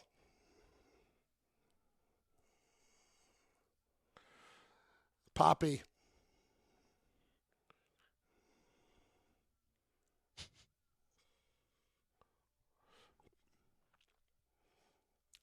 What do you think of it? What do you think about if Sterling was sitting at home watching that in a smoking jacket, and not smoking anything, but a smoking jacket with a lovely pre-sleep aperitif, watching that in the postgame show? Or maybe he's got a pipe or something like that. He'd be like, would Some you slippers. look at that? Isn't that something? Gone but never forgotten. Then maybe he'd call Susan and be like, Susan, would you look at that? Oh, the game is over, and they're channeling my call. They still can't forget me. My shadow casteth upon Yankee Stadium forever. So you take that, and then you compound it with the fact they're playing Sinatra and New York, New York, while they're dousing each other with champagne. And then you had, did you see John Schneider's speech? Like I guess what they caught on camera, like before they popped the champagne and it went. I did not. John Schneider, addressing the Blue Jays. Maybe Joe could find that or something. Again, I was locked in on the Yes post game last night, so I did not get to see any of the Fox one. I don't remember if I saw it on Fox or I just saw it on the internet, like they posted or something. But he's giving his speech to the guys. You fought hard. You put in the work all year. Blah blah blah blah. And then he ends it with, "Start spreading the news." And then they pop wow. Yeah. They had those all stored up. I'll tell you what. As hated as they were back in the day, it feels still like a lot of teams really do hate the Yankees. There is going to be that. It's an inferiority complex, don't you think? Sure. But I didn't realize, I don't know, maybe it's just me. The intensity has not felt anywhere near what it used to feel like. Am I wrong in that? You don't think the vitriol is as bad as it used to be? No. Well, I'll tell you why that is. Because the Yankees haven't won in 15 years. Nobody looks at the Yankees as invincible anymore. No, of course not. There was an air of invincibility about them. When they ran off the 4 and 5 years, that was a dynasty, okay? And they should have won in 2001, let's face it, or they could have easily won in 2001. We know that. They were right back in the World Series in 2003, lost again. 2004, looked like they were going to win in 2004 until they blew a 3-0 lead. We don't have to go there. But you still kind of thought that, okay. And then they get 2009. But since 2009, it's been few and far between. Yeah. As far as competing for an actual, real championship, not just making the playoffs. That's okay, because odds are at some point. The analytics tell us at some point they'll win. Crapshoot. Yeah. It's a crapshoot. Yeah. It's Bart Carlin on ESPN New York, on the ESPN New York app.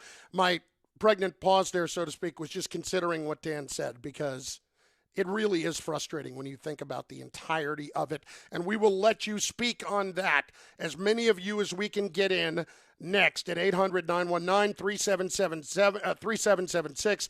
What has to be addressed, and where is your frustration level now that the Yankee season is over? It's Bart and Carlin. Dan Graca is in for Bart on ESPN New York and on YouTube. A dime dropped right down the chimney by Justin Fields to Garrett Wilson, and the Jets have the lead. Be at MetLife Stadium for the Jets and the Panthers on Sunday, October 19th at 1 p.m., presented by JetBlue. Get to the game early and secure the game giveaway, a JetBlue Jets plane magnet while supplies last. Lock in your seats now at nyjets.com/tickets. Once again, that's nyjets.com/tickets. Score or win this game day with Amazon Pickup, the MVP of package pickup. Need that new football jersey for the big matchup? With Amazon Pickup, you can collect your order from secure Amazon lockers or counters near you on your schedule. Whether you're running from work or home or straight to the tailgate, Amazon Pickup makes it easy and worry-free at no extra cost. Don't miss kickoff. Grab your gear and your packages when it works for you. Find your nearest Amazon Pickup location at amazon.com/pickupmvp. That's amazon.com/pickupmvp. At City Harvest, we believe no New Yorker has to go hungry. With your help, we're on the road 365 days a year, rescuing over 77 million pounds of nutritious food and delivering it free to millions of New Yorkers, transforming surplus food into sustenance, sustainability, and smiles, rallying thousands of New Yorkers to power a network of nourishment across our city. One day, one meal, and one New Yorker at a time. That's how we feed good. Donate at cityharvest.org. There's nothing the voice in our head obsesses over like our health. But with over 100 lab tests and insights, Function can help answer the questions like, why am I so tired all the time? How can I get better sleep? My friend was telling me about magnesium gummies she takes. How do I even know if my heart is work stress affected? It's time to up my cardio. If my mom has something, how would I find out? It's time to get some blood work done. A Function membership gives you a comprehensive health check with results tracked over time. Find out what you're made of at functionhealth.com. The Association on Aging in New York is celebrating the 60th anniversary of the Older Americans Act, which funds vital programs for millions of older adults. Services include meals, transportation, home care, Medicare counseling, case management, and caregiver support. Today, people are uncertain whether some programs remain available. We can help. To learn more about these essential programs and how to keep them, visit our website at agingny.org. Sponsored by the Association on Aging in New York. At Uline, they know going the extra mile takes hard work. For companies pushing to go further, Uline will go the distance with you. 24/7, they answer the phone to get you the shipping and industrial supplies you need. Business can move fast. Unexpected large orders, adverse weather, new safety guidelines, and changing economic trends. Uline works hard keeping 41,000 items ready to ship, minimizing detours on your way to the extra mile. Visit uline.com. Sportsbook. Yo, Ballybet stacked for football season. When it comes to sportsbook apps, it's undefeated. Ballybet. Check out that brand new parlay zone. Here's the kickoff. Build your bets and place them right on your phone. What? Live bets, daily boosts, and promos. Increase your odds so you can win more dough. Touchdown! Ballybet's the play. Make game day more fun and download it today. Must be 21 plus, New York only. Gambling problem? Call 1-877-8-HOPE-NY. Ballybet, Sportsbook and Casino. Download it.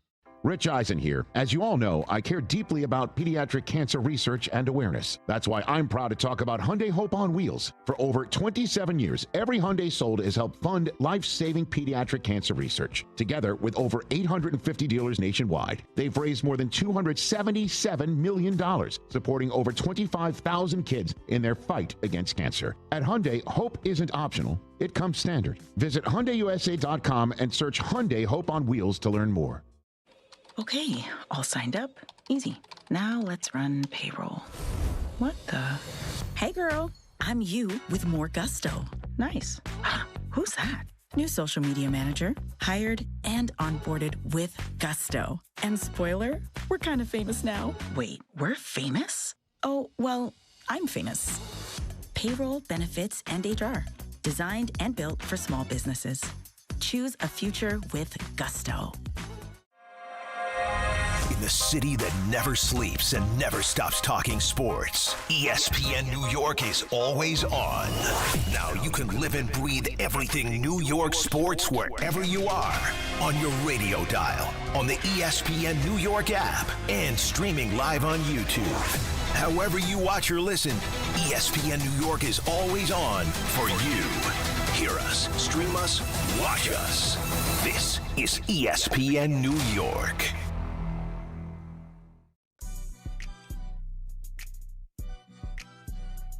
All right, let's hit them as many as we can get in. 800-919-3776 before Mr. K. Coming up at 1 p.m. Let us begin with Jose in Brooklyn up first on ESPN New York. Jose, what's up, brother? Good afternoon, or good morning. Yeah, good afternoon. Sorry, guys. Shout out to the company. And I'm just annoyed with the Yankees. And I get it. I understand that I have to accept the way how baseball has been played. But as you said, Chris, the annoying part is nothing is going to change. They're going to blame Garrett Cole being injured from the beginning of the year. They're going to try to sell off the fact that we'll have the greatest pitching staff for next year and we're going to make a run next year and all of that stuff. But the annoying part of this is that they're not going to change their philosophy. They're going to still be beholden to the OPS, which we all know, if you actually understand the formula, you could see the flaws in design in it. And it's not a true indicator of replacing batting average or on-base percentage, because those are indicators of different stats in a different formula. So it just gets me annoyed that we've gotten this far. But as we all know, if you have a high OPS, that could mean a determinant of amount of things. And usually that can mean that someone with a low batting average but has a lot of home runs can be able to inflate that OPS stat. So thank you for your time. I want to thank you. Yeah, listen, I mean, none of that is new, and I know what all the analytics say. All I can tell you is it would just be refreshing for there to be a discussion. Remember when they used to talk about we're going to have those organizational meetings in Tampa at the end of the season? We're going to all get together in Tampa. The powwow. Yeah. Yeah. Really break it down and take a good hard look at what we're doing. And I'm not saying those aren't happening. Of course those are happening. But it would be nice to just hear somebody come out of that and say, well, what we've been doing here for a while is clearly not working, so maybe we need to adjust our approach a little bit. But I don't feel like they feel like it's not working. I feel like they feel like they've just had some bad luck. How about this? Okay? And you could make of this whatever you want. The last team to win a World Series for the Yankees, the 09 squad, they had 3 guys hit over 300 that year. 6 guys hit over 260 in the playoffs, in the postseason, right? Mm-hmm. This year, Judge was, you couldn't get him out. Nobody else hit over 227, I believe. So, roster construction, you can't blame Judge, because that was the one guy even all season long. It's amazing, Chris, and I'm sure you dealt with it on your program as well. All year, even as Judge is sitting there carving out another MVP season, setting record after record.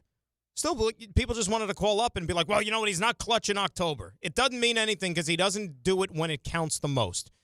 How can any Yankee fan look at this elimination, falling short of the World Series again, and point the finger at Aaron Judge and saying that he was the problem?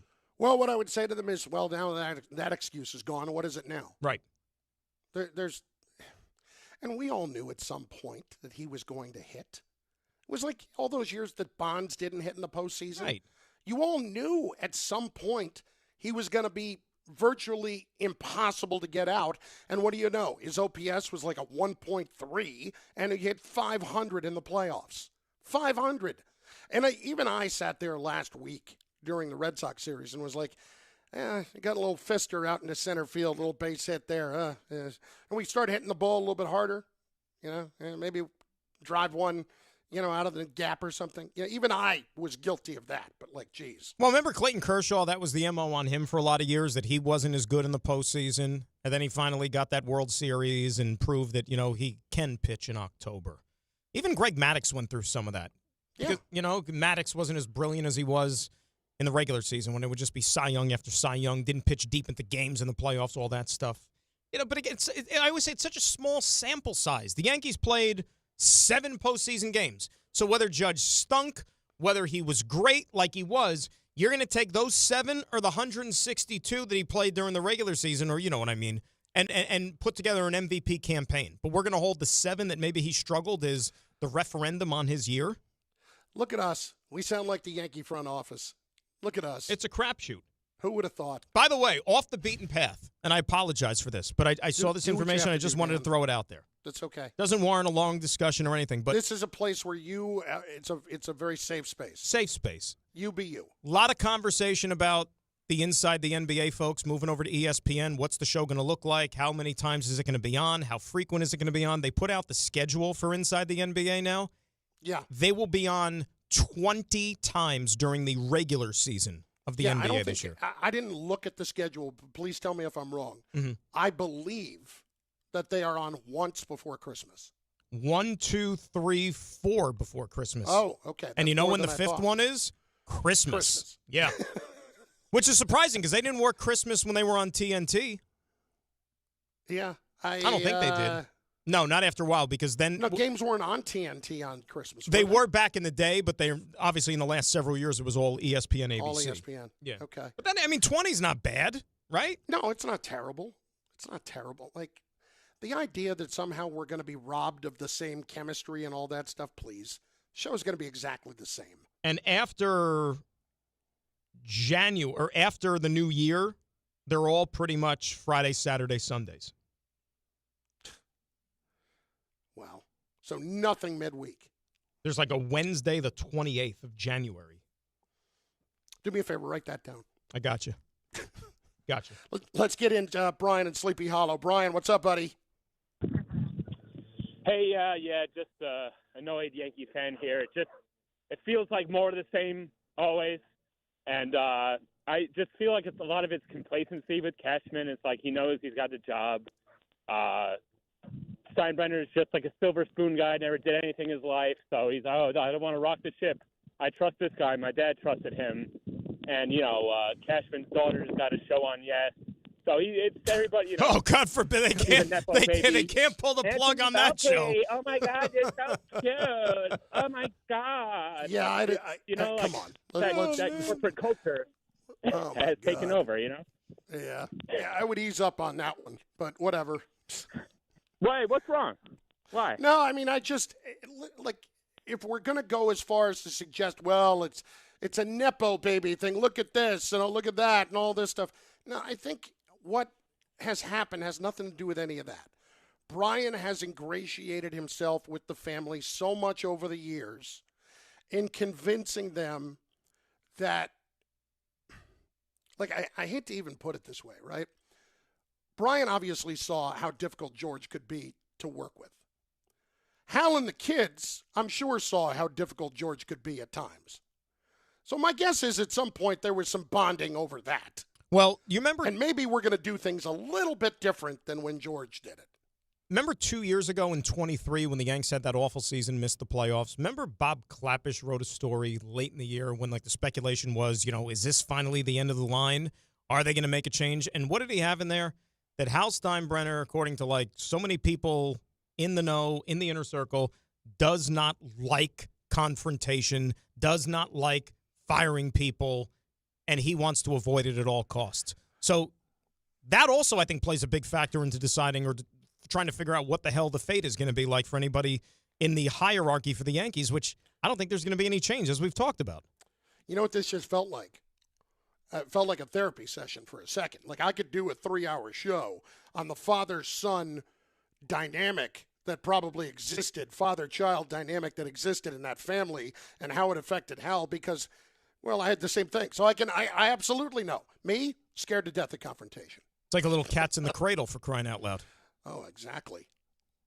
You want me to take you in? I can take you inside, Dan. But it's really, I usually pay for that. Like you said, it's a safe space. It is a safe space. Oh, did we get any of those today? Like if George was still around? I don't remember. Did we get one of those today? No, we didn't. Wow. We didn't get if George was still around. No. Right, if George was still around, everybody would be unemployed today. In some ways, it's refreshing. In some ways, it's disappointing that we didn't get one. But what are you going to do? Hey, Michael's got 2 hours coming up. You never know. Could happen then. And I am very anxious to hear him. As I said, he was outstanding on the Yankee postgame last night. And then, of course, Don Hahn and Rosenberg all afternoon long. The Yankee season is over. The Giants, well, their season's over, but they're playing tonight. They got a game. It's all coming up. Dan and I will see you tomorrow. Bart and Carlin on ESPN New York and the ESPN New York app. Listen up, New York. It's football season, and you should